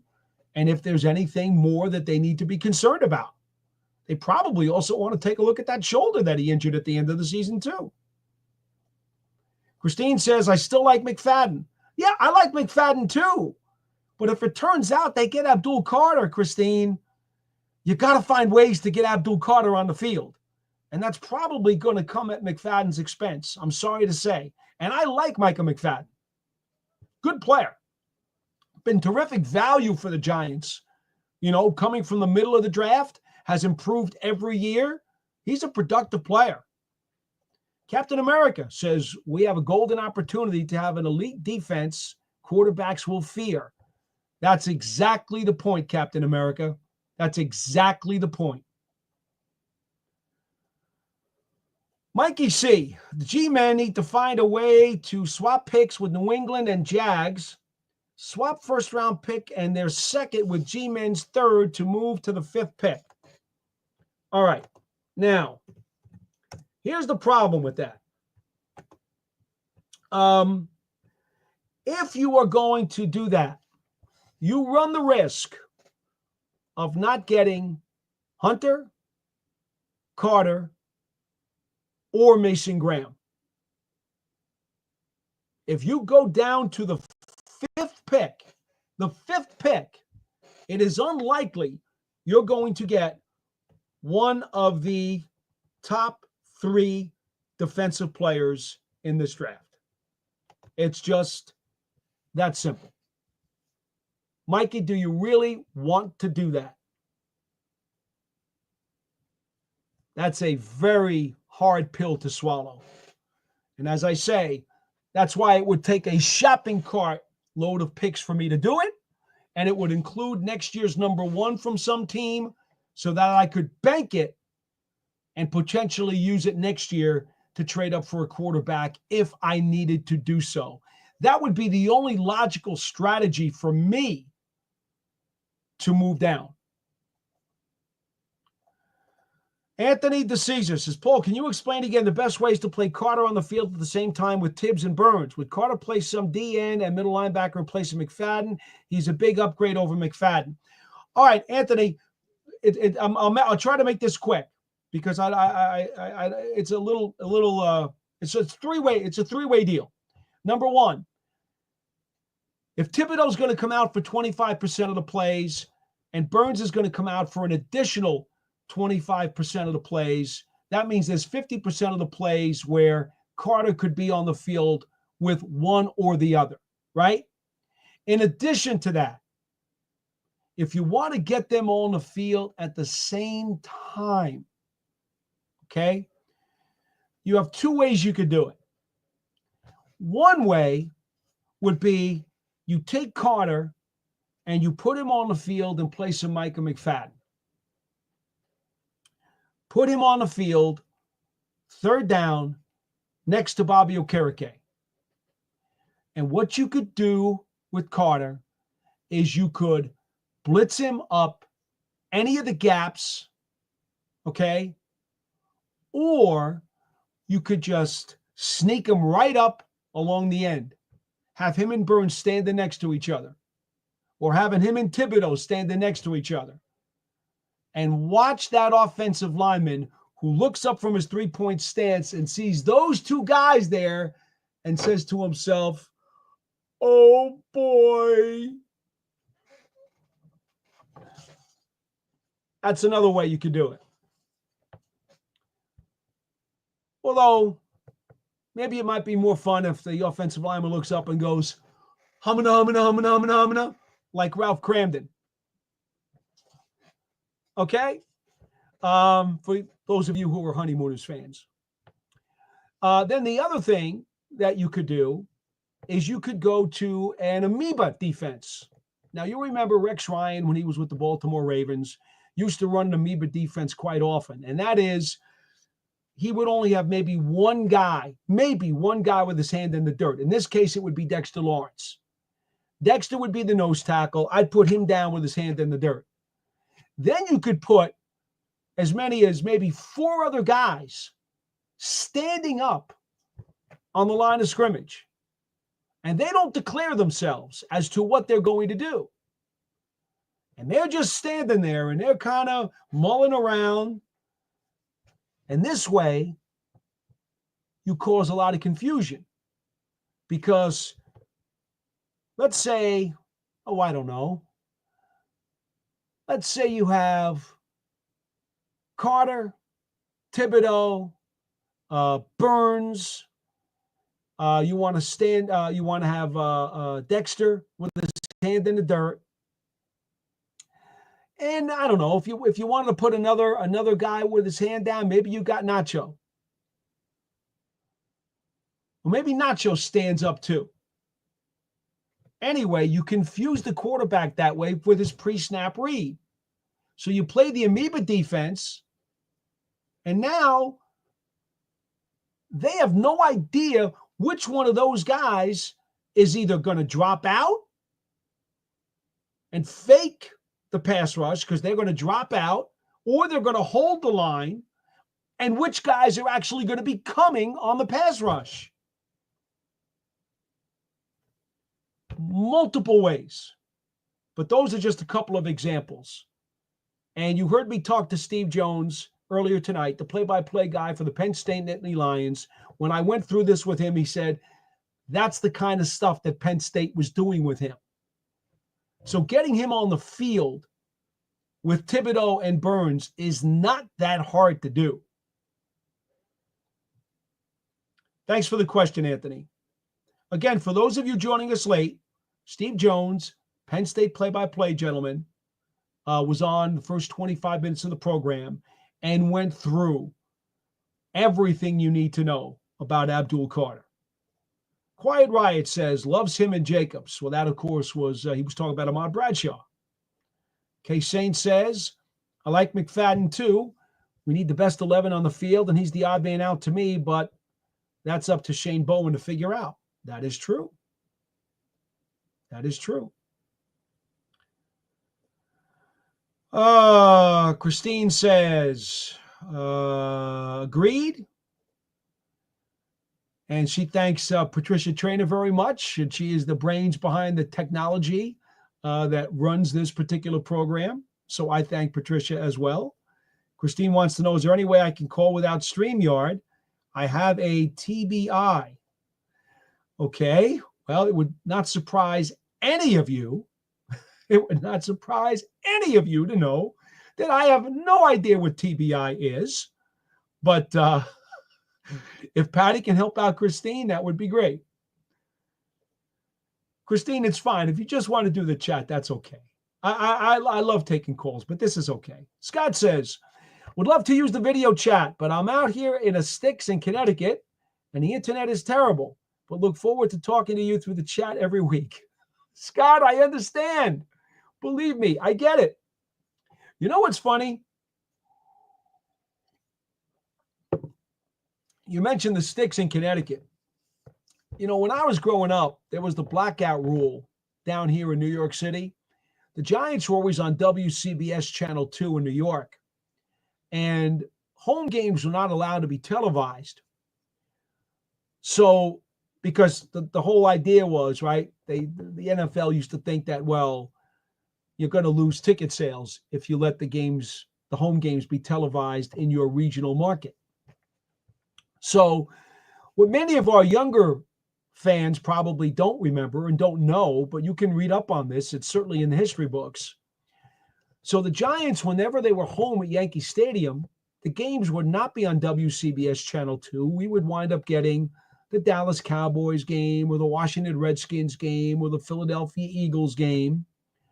And if you wanted to watch the Giants, you had to drive upstate and get out of the local radius of the Channel 2 signal and drive up into the state of Connecticut and go as far as you could up into central Connecticut. And what many Giants fans used to do in those days, if they didn't have tickets to the game, they would carpool, drive up into central Connecticut, go to a bar, or even go to a hotel and tailgate, basically have a party in the hotel and watch the Giants on what was then Channel 3 in Connecticut, because Channel 3 would have the Giants telecast from Yankee Stadium in the Bronx, because And I don't know exactly where the boundary was. You folks, if any of you folks did that, please reach out to me on the program. I don't know exactly how many miles and what the line of demarcation was. What town did you have to be in before you could get the signal and the reception on Channel 3 and watch the Giants playing home games at Yankee Stadium? Now, of course, why was that important? Well, number one, the only other way to keep track of the game was to listen to WNEW 1130 AM. Marty Glickman and Chip Sapola was doing pre and post game, and Sam Huff in those days was doing color commentary. I'm talking about the late 60s, early 70s. And if you didn't realize, the Giants, they wore their blue uniforms at Yankee Stadium and very rarely would wear their blue uniforms on the road. Now, today, with all the different color combinations that teams have, the home team in the National Football League every week gets to pick their color scheme and their combination, and the road team is forced to just use their alternate of whatever the home team picks. So like if the Miami Dolphins, they like to use white at home. The Dallas Cowboys like to use white at home. So if you were going to play the Dolphins, you got to wear your colored jerseys when you went to Miami. You got to wear your colored jerseys when you went to Dallas. Okay, that kind of thing. So anyway, if you were a Giants fan in the late 60s and early 70s, and you were growing up watching the Giants on TV, most of the time you saw the Giants on WCBS Channel 2 in New York wearing their all white jerseys with white pants and blue numerals. Okay? Blue uniform numbers. That's what the Giants had in those days. And it was very rare that the Giants as a road team would go to a stadium where the other club used their whites as their home, and so the Giants would have to wear their blues. Dallas was one of those few locations where if you were watching on Channel 2 in New York and the Giants are on the road, oh, wow, hey, the Giants are wearing blue. Now we know why they're big blue, because we're getting to see it. Otherwise, the only way you could see the Giants wearing their blues is if you stayed up late at night on Friday nights at 11:30 p.m. on Friday nights in New York on WPIX Channel 11.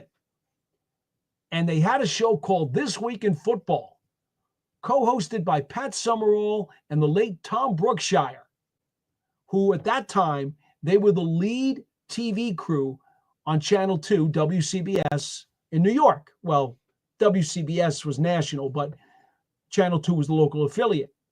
So Summerall and Brookshire were the lead crew. They also worked for NFL Films, and they were the guys who hosted This Week in Football. Now, This Week in Football was a half-hour show, and during This Week in Football, every Friday night, they would then show clips approximately 2 minutes or so from each game that was played the previous weekend. So let's say the Giants played the Philadelphia Eagles at Yankee Stadium on Sunday. You would have to wait till the following Friday. There was no ESPN, folks. Okay? That was not in existence in those days. So you could forget about watching it on the internet. You could forget about watching ESPN. That wasn't going to happen. If you wanted to see the highlights of the Giants-Eagles game at Yankee Stadium with the Giants wearing their blues this Sunday, you had two choices. You had to watch Monday Night Football and wait for the halftime highlights narrated by Howard Cosell, and the Giants highlights, usually because the games were not particularly close, the Giants highlights would probably encompass all of about 25 seconds. And you might, if you were lucky, see a really nice play made by Ron Johnson, their first 1,000-yard running back ever, who did it in 1970. Or you might see a really cool pass play by Fran Tarkenton, maybe hitting Bob Tucker at tight end or Joe Morrison at wide receiver or running back, because remember, Joe played so many positions, or, Tucker Frederickson for that matter, running the ball. That's what you had to do.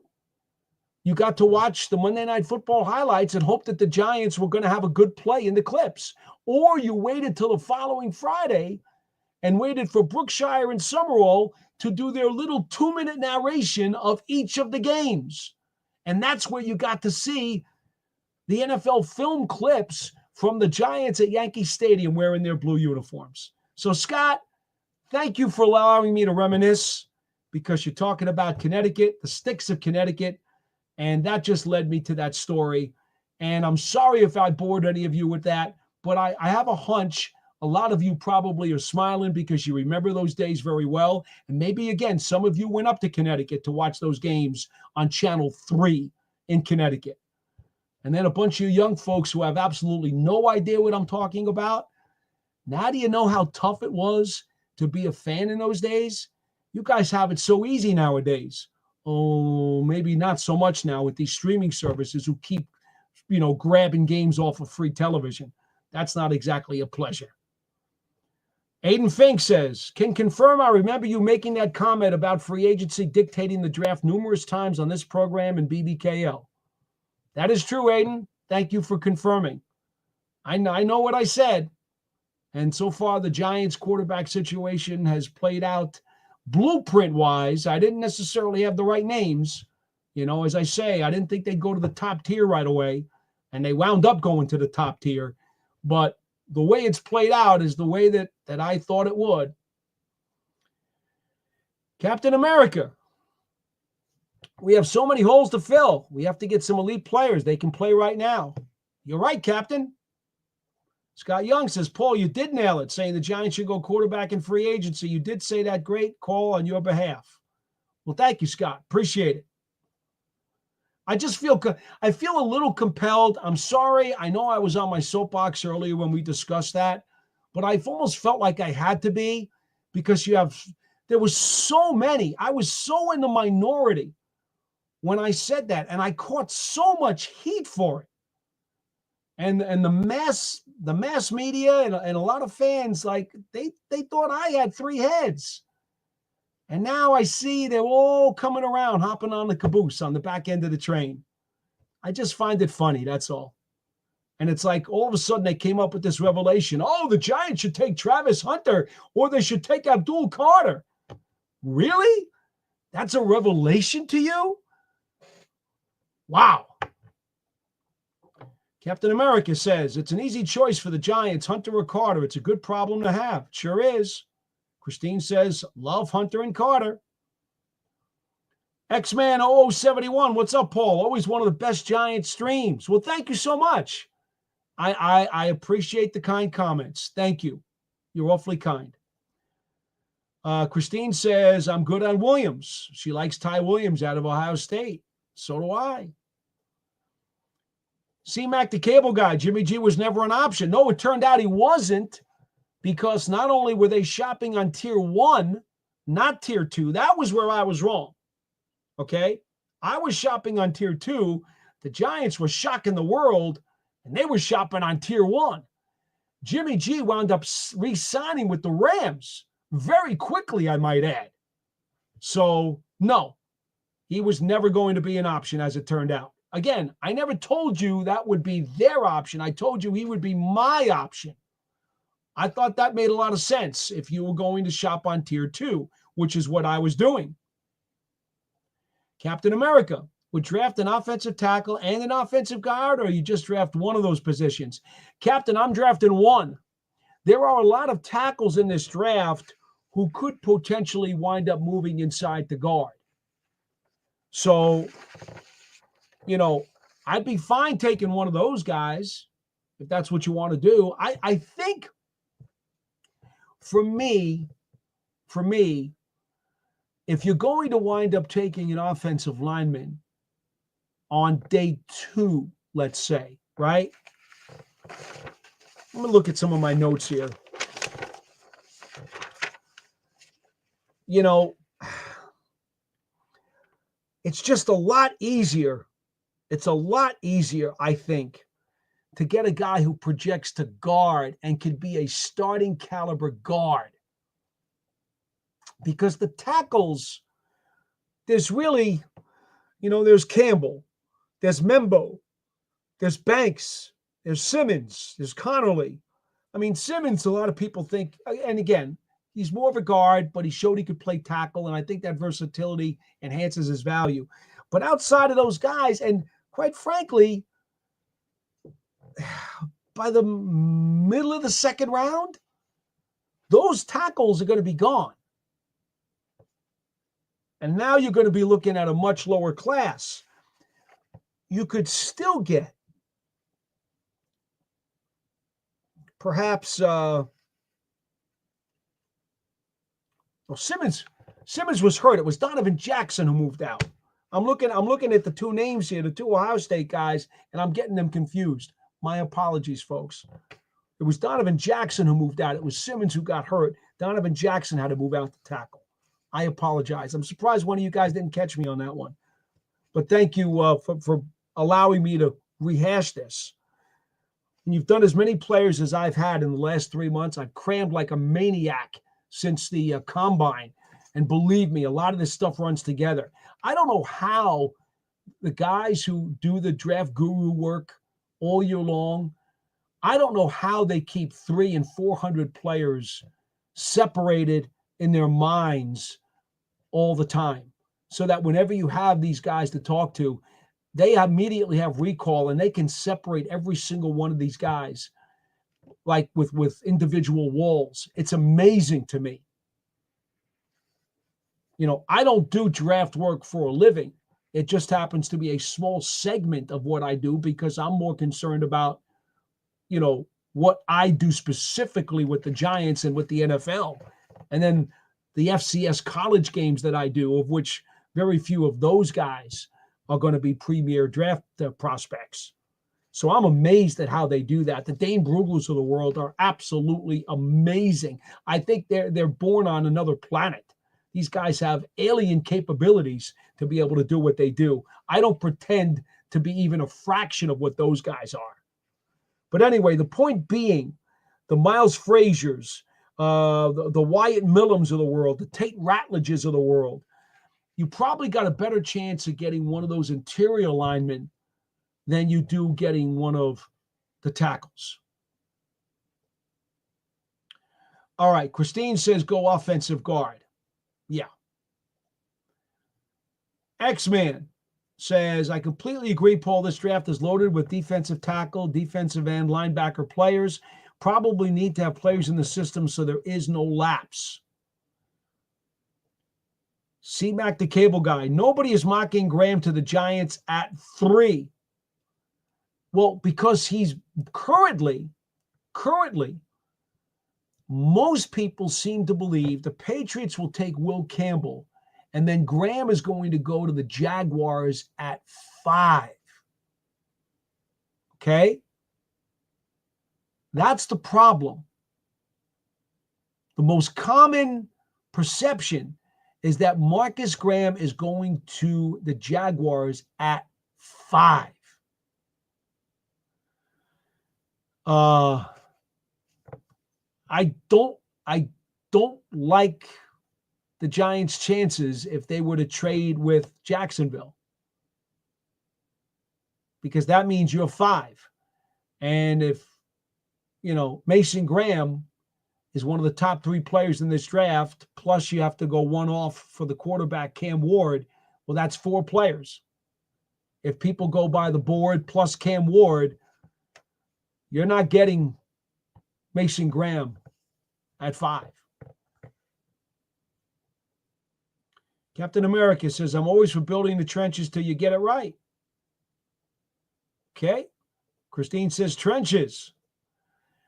Radical says, Giants need to draft Shador at 3. I coached Fordham quarterback C.J. Montez. Cool. I'm a Fordham alum. Proud to say it, too. WFUV Radio, 90.7 FM. One-on-one.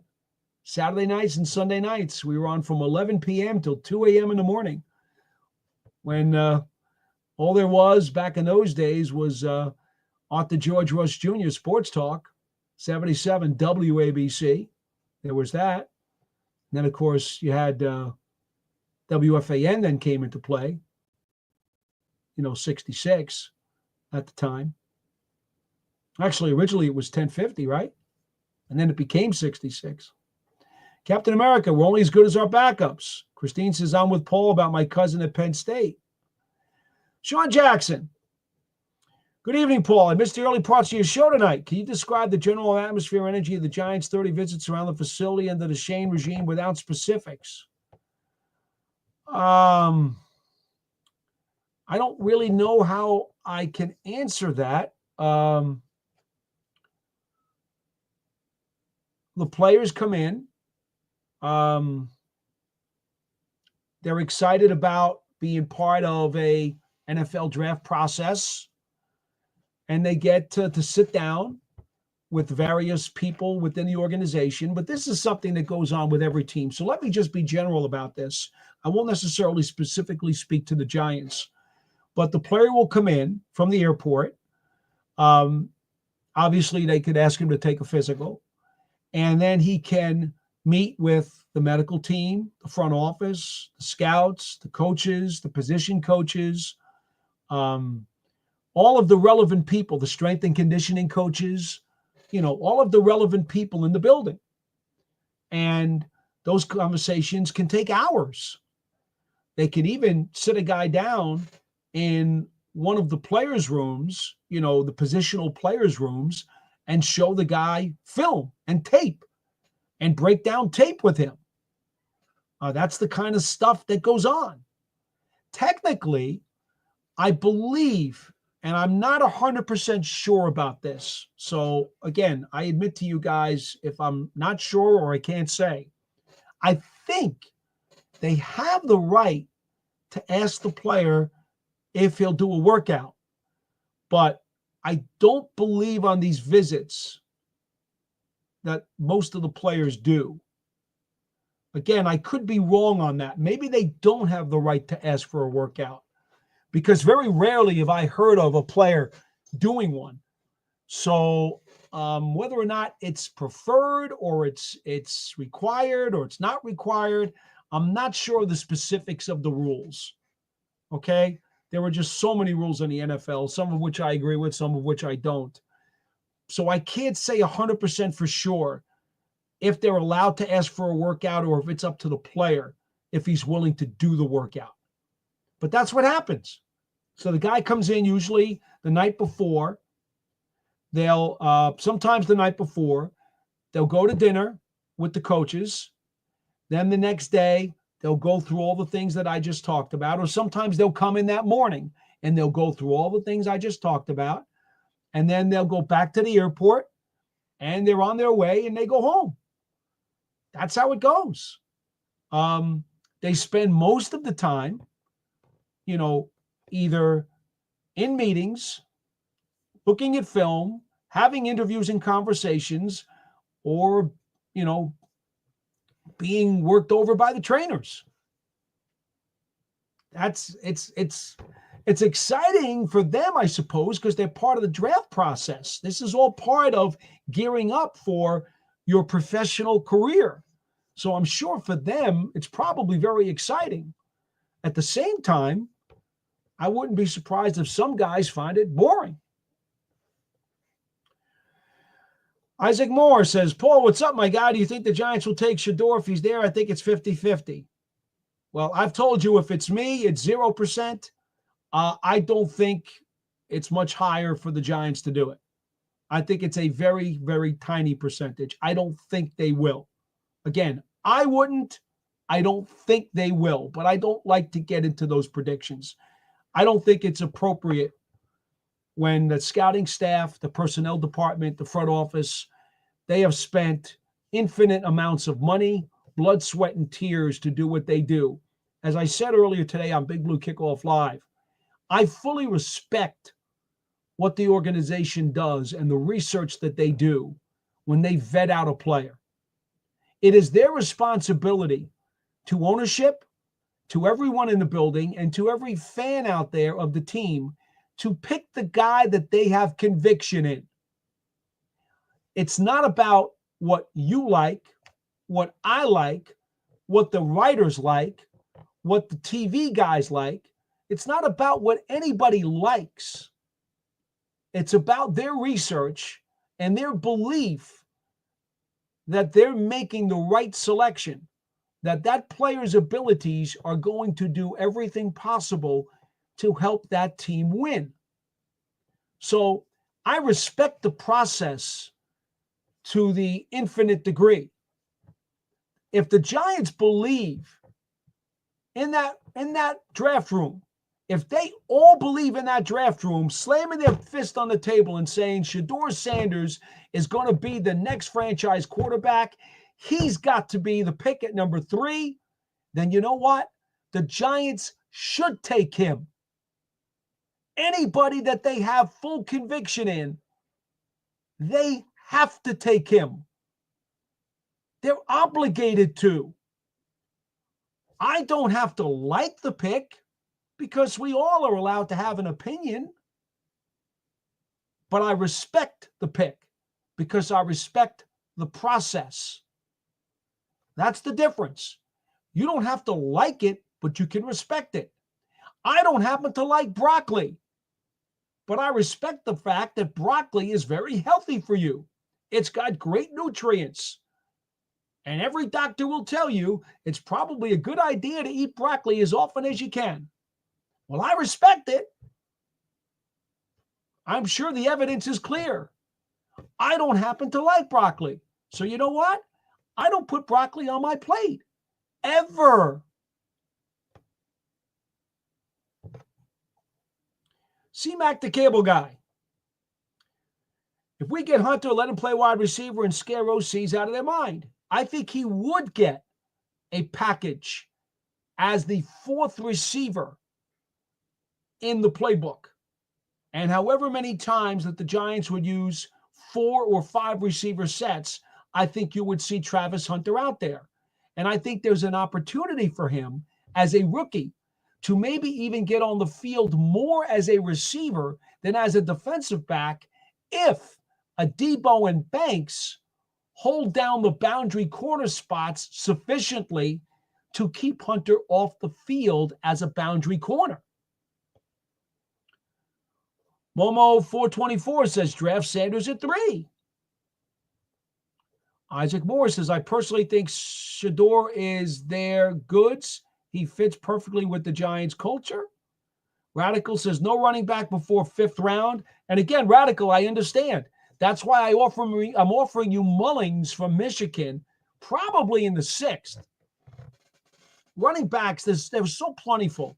And most teams in the NFL today, they're not looking for the big power downhill back who moves the chains.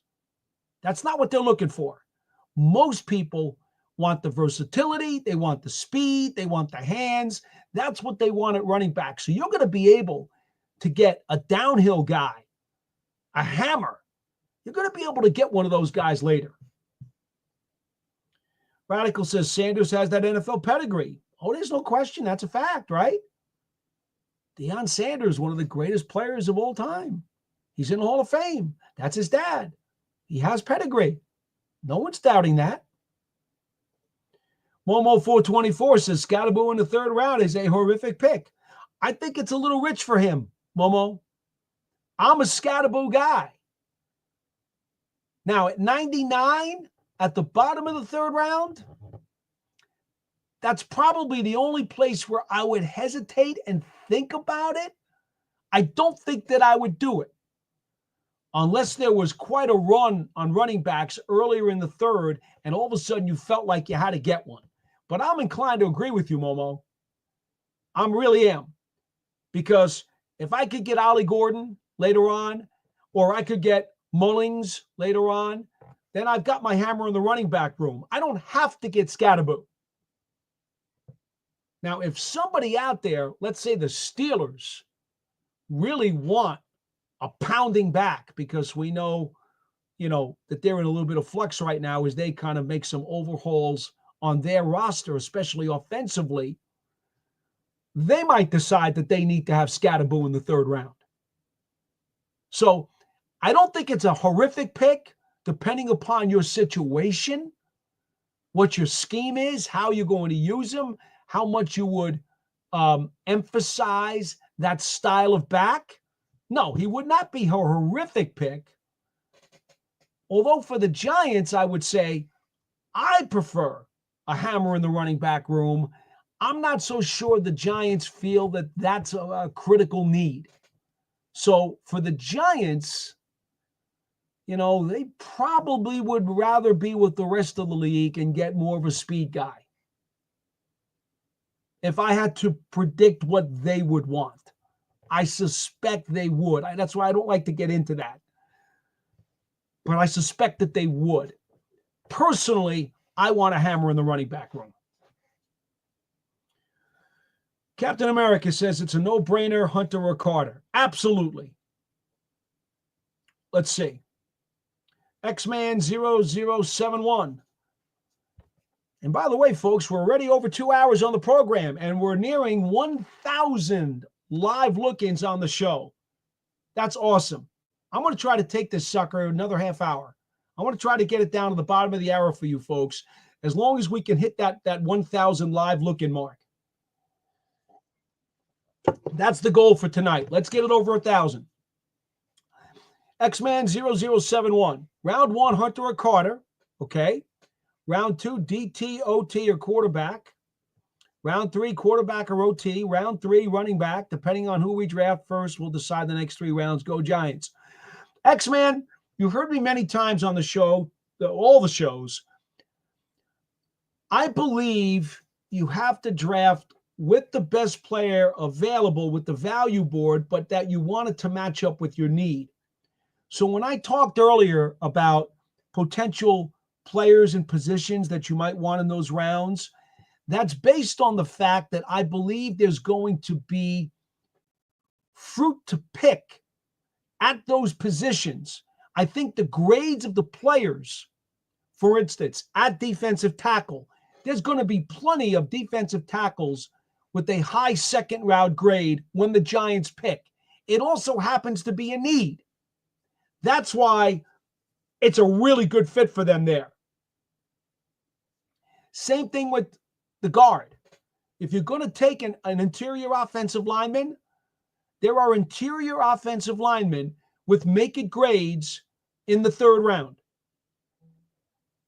So the value's there. The need is there for the Giants.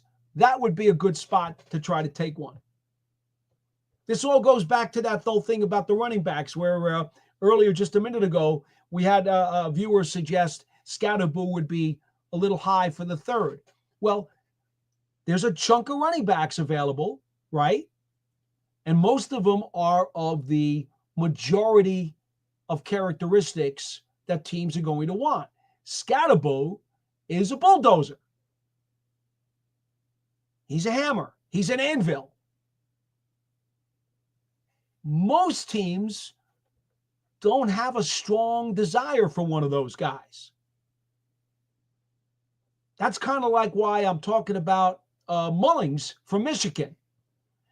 He drops a hammer.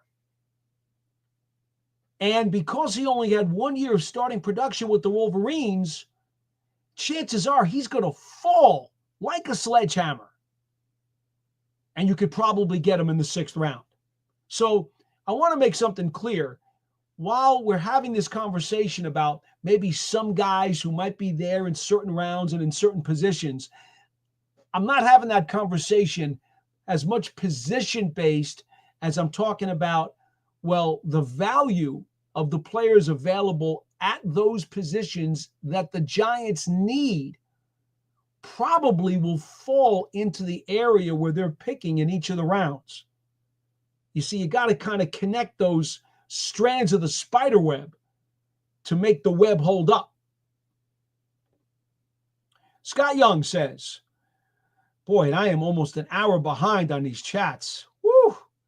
Paul, I'm just hoping to have a respectable 2025 season. I really like Brian Dable, and I really like him as our coach. I'm really pulling for him.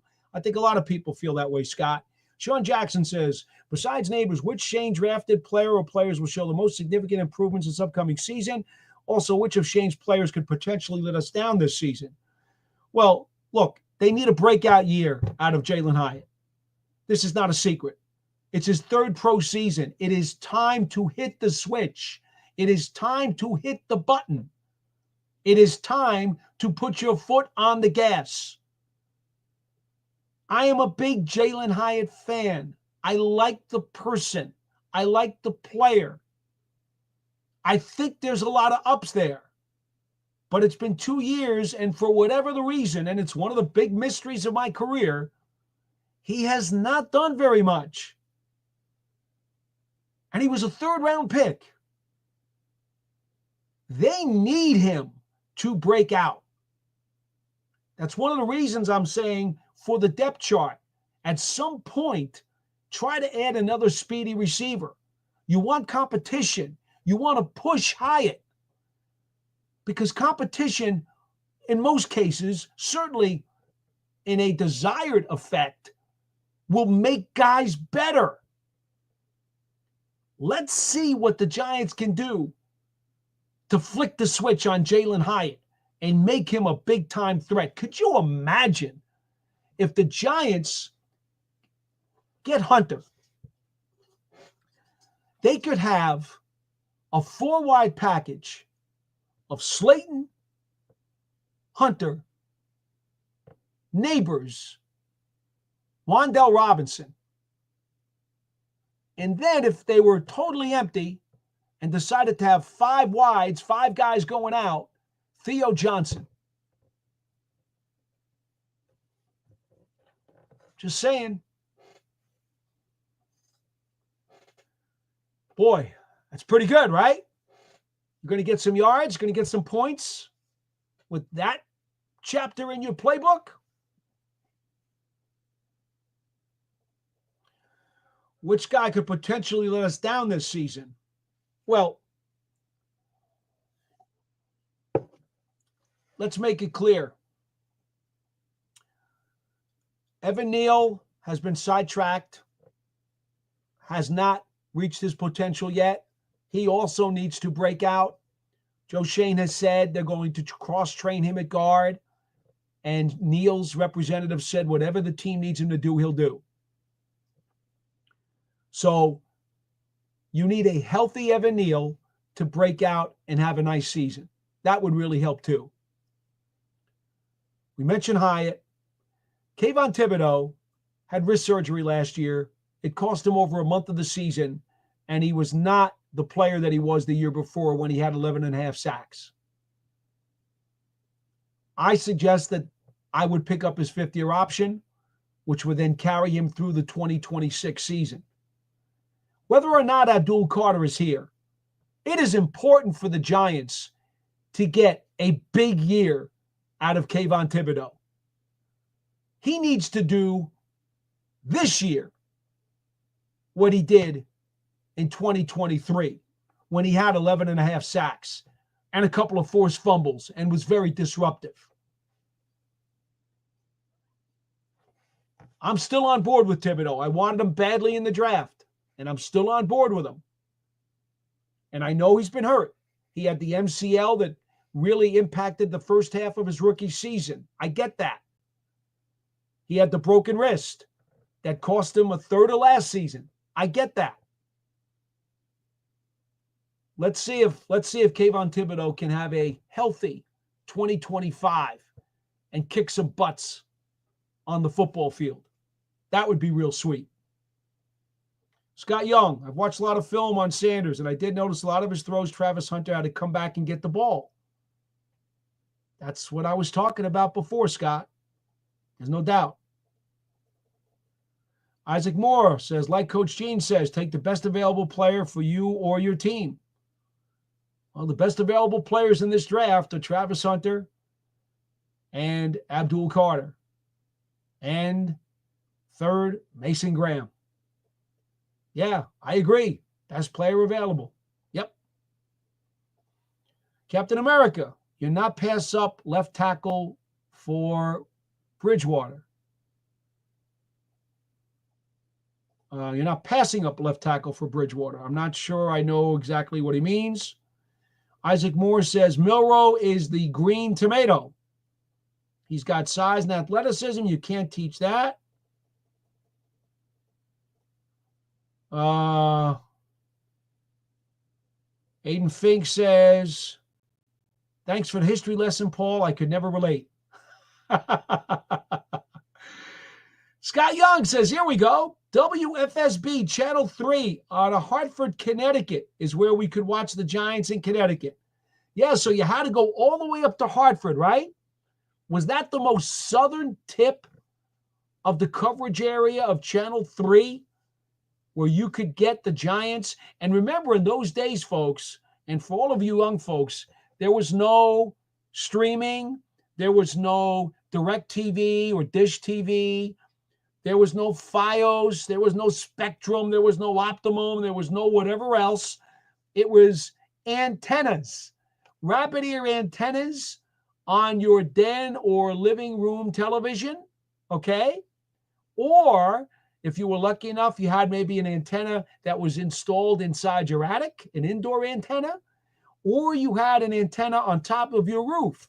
In either case, those antennas had to be pointed in a certain direction to get the best overall reception for as many channels as you had on your television. In New York, you had 2, 4, 5, 7, 9, 11, 13, and then about 8 UHF stations, of which a couple were Hispanic. So, fun story. Again, Scott, thank you so much for that information. So you had to get to Hartford. How to get to Hartford to watch the Giants on Channel 3 and see them in their big blue jerseys playing at Yankee Stadium. Isaac Moore says, you, sir, are a wealth of knowledge. Thank you. And I thank you, Isaac, for taking the time to watch. Oh, my man, Tudo, there he is again. Oh, we got to send out a big thank you to Tudo. As always very generous, as he is one of our super users on the super chat. Appreciate you, my man, Tudo. As always, all Giants fans across the pond, greetings from our entire rugby team, currently in Johannesburg. Cheers, my friend. Absolutely. All the best. Safe travels and have a wonderful match. Timothy Monet says, do you think Deion Walker is worth taking a chance on? His 2023 tape is too good to ignore? Well,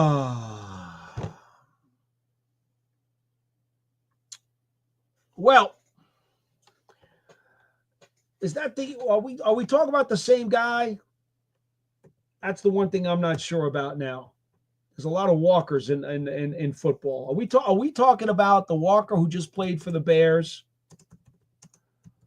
DeMarcus Walker? Is that who we're talking about? Or you're talking about the other Walker who was in the draft?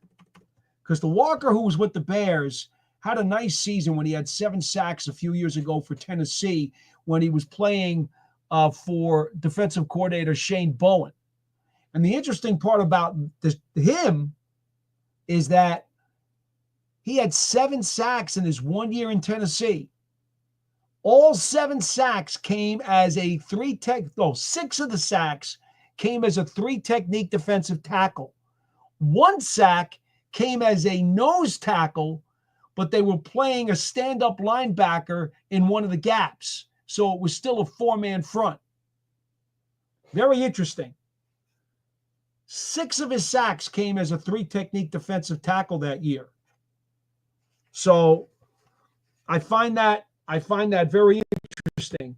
If in fact he winds up, what do you call it? If he winds up becoming, part of the Giants. Now, if you're talking about the other Walker, and again, I'm not sure if you are or you're not, the Kentucky lineman, is that right? Is that who you're talking about? Probably. Or there's David Walker from Central Arkansas. I'm not sure which of the Walkers that you want to discuss. But in any event, Deion Walker had 7.5 sacks for Kentucky back in 2023. So that may be the gentleman that you're talking about. I don't think I spoke with him at the combine. He is projected from the scouts that I've talked to be a late third-round pick. Jalen Walker I talked to. There's so many Walkers. Herschel Walker, of course, is retired.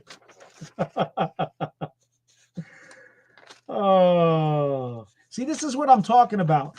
I'm not a full-time 12-month out of the year draft guru. So, it becomes a little bit confusing for me, and I'm not afraid to tell you that all these jumbled, I did tape on over 100 players, but to think that these guys, these draft gurus do 300, 400 players, forget about it. I don't know how they do it. Of course, they spend 12 months out of the year doing it. Okay. No, I did not catch up to Deion Walker out of Kentucky at the draft. But I do believe he is a late third round value from people who I have spoken with. All right. Let's go back. Tudo saying hi to everybody. Look at this. Look at all these people. Everybody loves Tudo. And why shouldn't they? He was one of our favorites on the program. He's with us all the time. Look at this. Look at this. Tudo, weather wasn't bad around the Meadowlands today. It was in the high 40s, clear skies and sunny. Little bit of a breeze, but not bad. Not bad. Isaac says it's still cold. Oh, no, it's cold when it's in the 40s and it's cloudy and there's a nasty wind. That was like the other day. Not so much today. Tudo says, 4 a.m. here in Johannesburg. Look at this guy. Tudo loves our show so much that he's on the computer at 4 a.m. 4 a.m. We've already completed 2 miles uphill incline workouts, getting ready, hitting irons. Tudo, you're amazing, man. You're totally amazing. Appreciate you very much. Contrary to NFL, we live and breathe on the battlefield, mate. Get up at 3:30 a.m. and clock never stops for us training hard all day, every day. Hey, man, rugby, tough stuff. I would never play it. I get it. All right, there's too much pain involved, Tudo. You're the greatest, man. There's too much pain for me. Scott Young. I'm in a town called Canterbury, Connecticut, and we had an antenna. We got Channel 3. That's how we watch the Giants. Nice.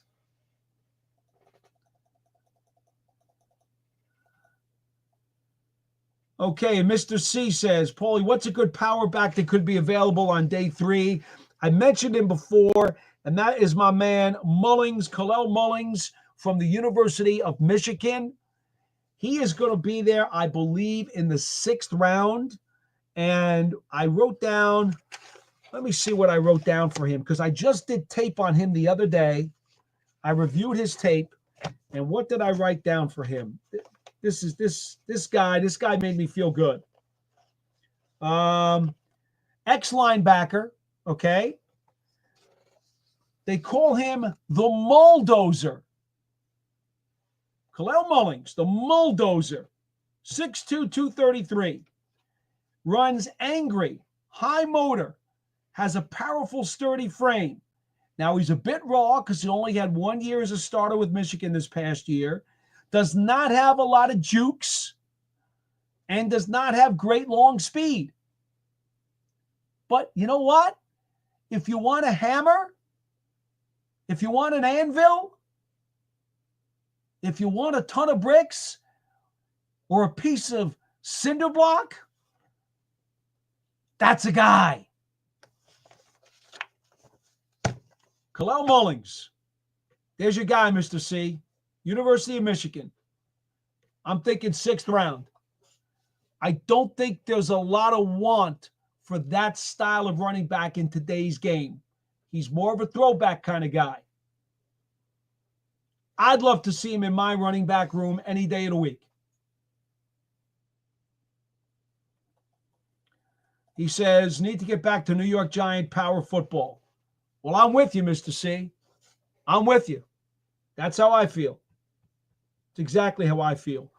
Let me see if I did. Let me go back to that question about Deion Walker. See, these are my files. Okay, can you see that, guys? Yeah, there you go. I have all kinds of notes written here, position by position, on the film work that I did. Let me see what I wrote up on Walker. I'm assuming you meant Deion Walker. So let me go back and see. What did I write up on him? I can't even remember how long ago it was that I did Deion Walker. Here he is, Deion Walker. I wrote agility, pretty good for a big man his size, unofficially 6'7", 340. So he's a plugger.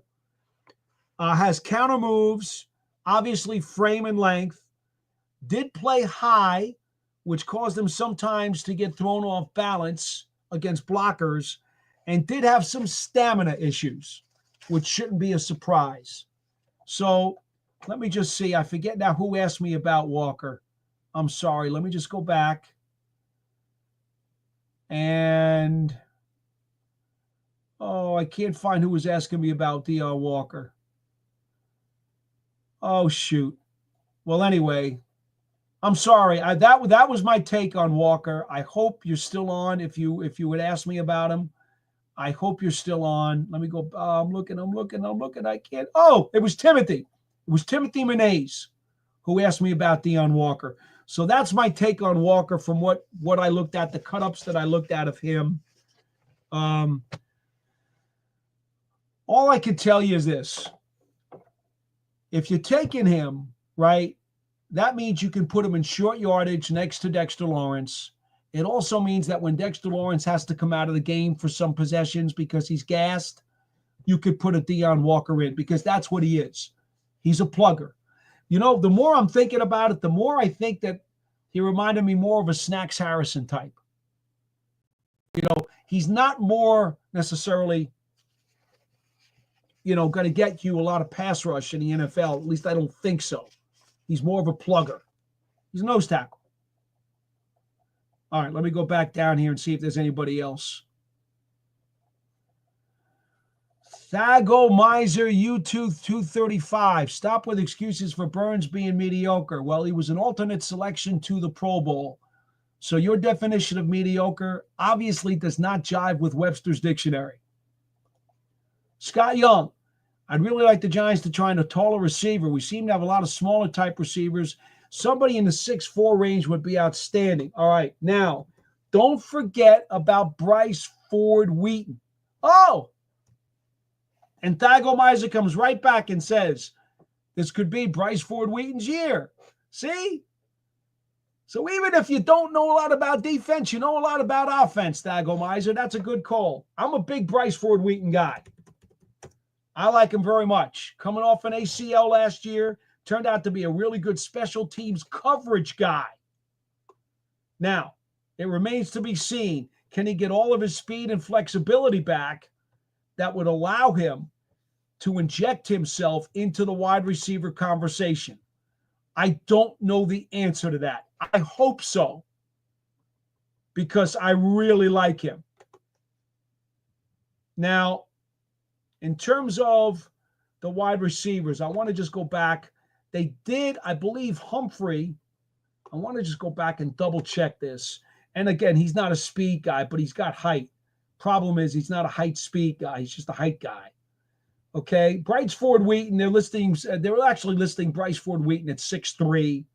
Humphrey, the kid they just signed from Denver, he's 6'4", 225, but he's not a speed guy. You remember when he came out of the University of Texas, that's not his game.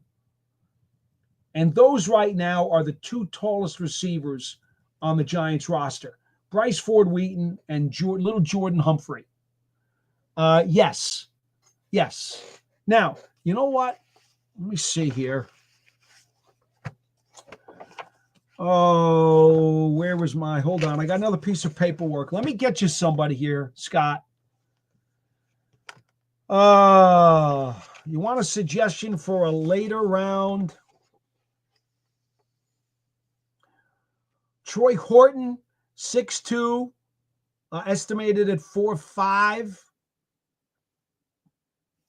He might be a little bit of a later round receiver who you might want to think about if you wanted to spend some draft capital. Horton's going to be probably a late third to early fourth round pick.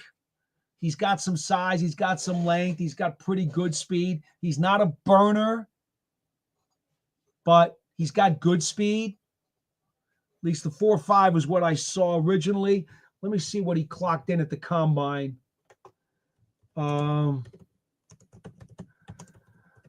What did he clock in at the combine? Torrey Horton.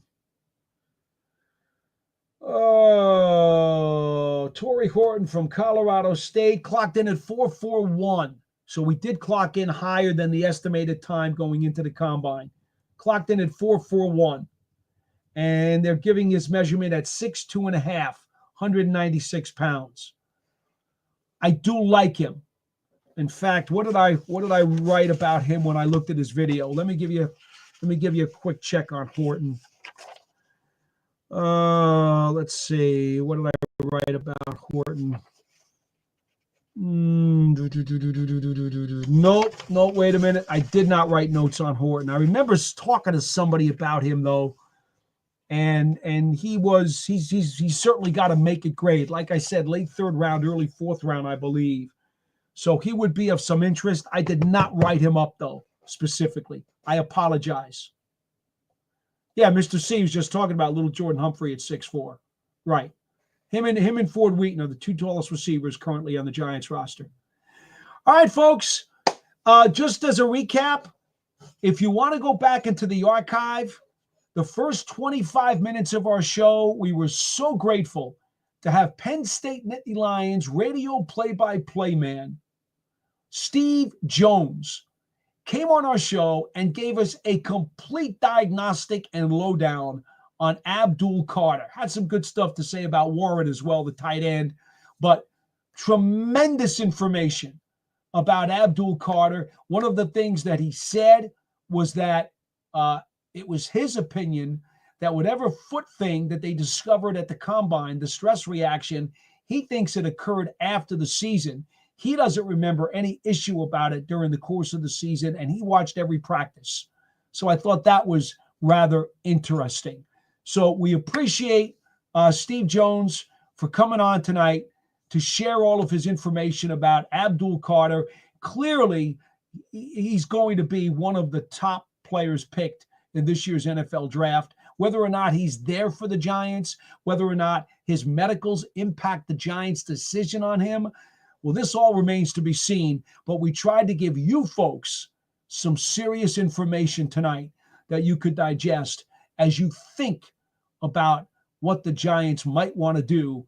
If they're going to go Carter, if they're going to go Hunter, could they possibly go Mason Graham? What could they do? So that'll do it for this edition of the Big Blue Breakdown Live. We are here each and every Wednesday night, 8 p.m. Eastern Time. 8 p.m. Eastern Time to take your phone calls, your audio calls, your video calls, or, of course, we have the chat along the side. Thanks once again for joining us tonight, folks. It has been another pleasurable evening. I love talking Giants football. I wish I could do it 8 days a week, but somebody wouldn't create an 8th day in the week for me to do it. So that's why I spend the time with you guys. So long, everybody. We'll see you next time on the Big Blue Breakdown Live.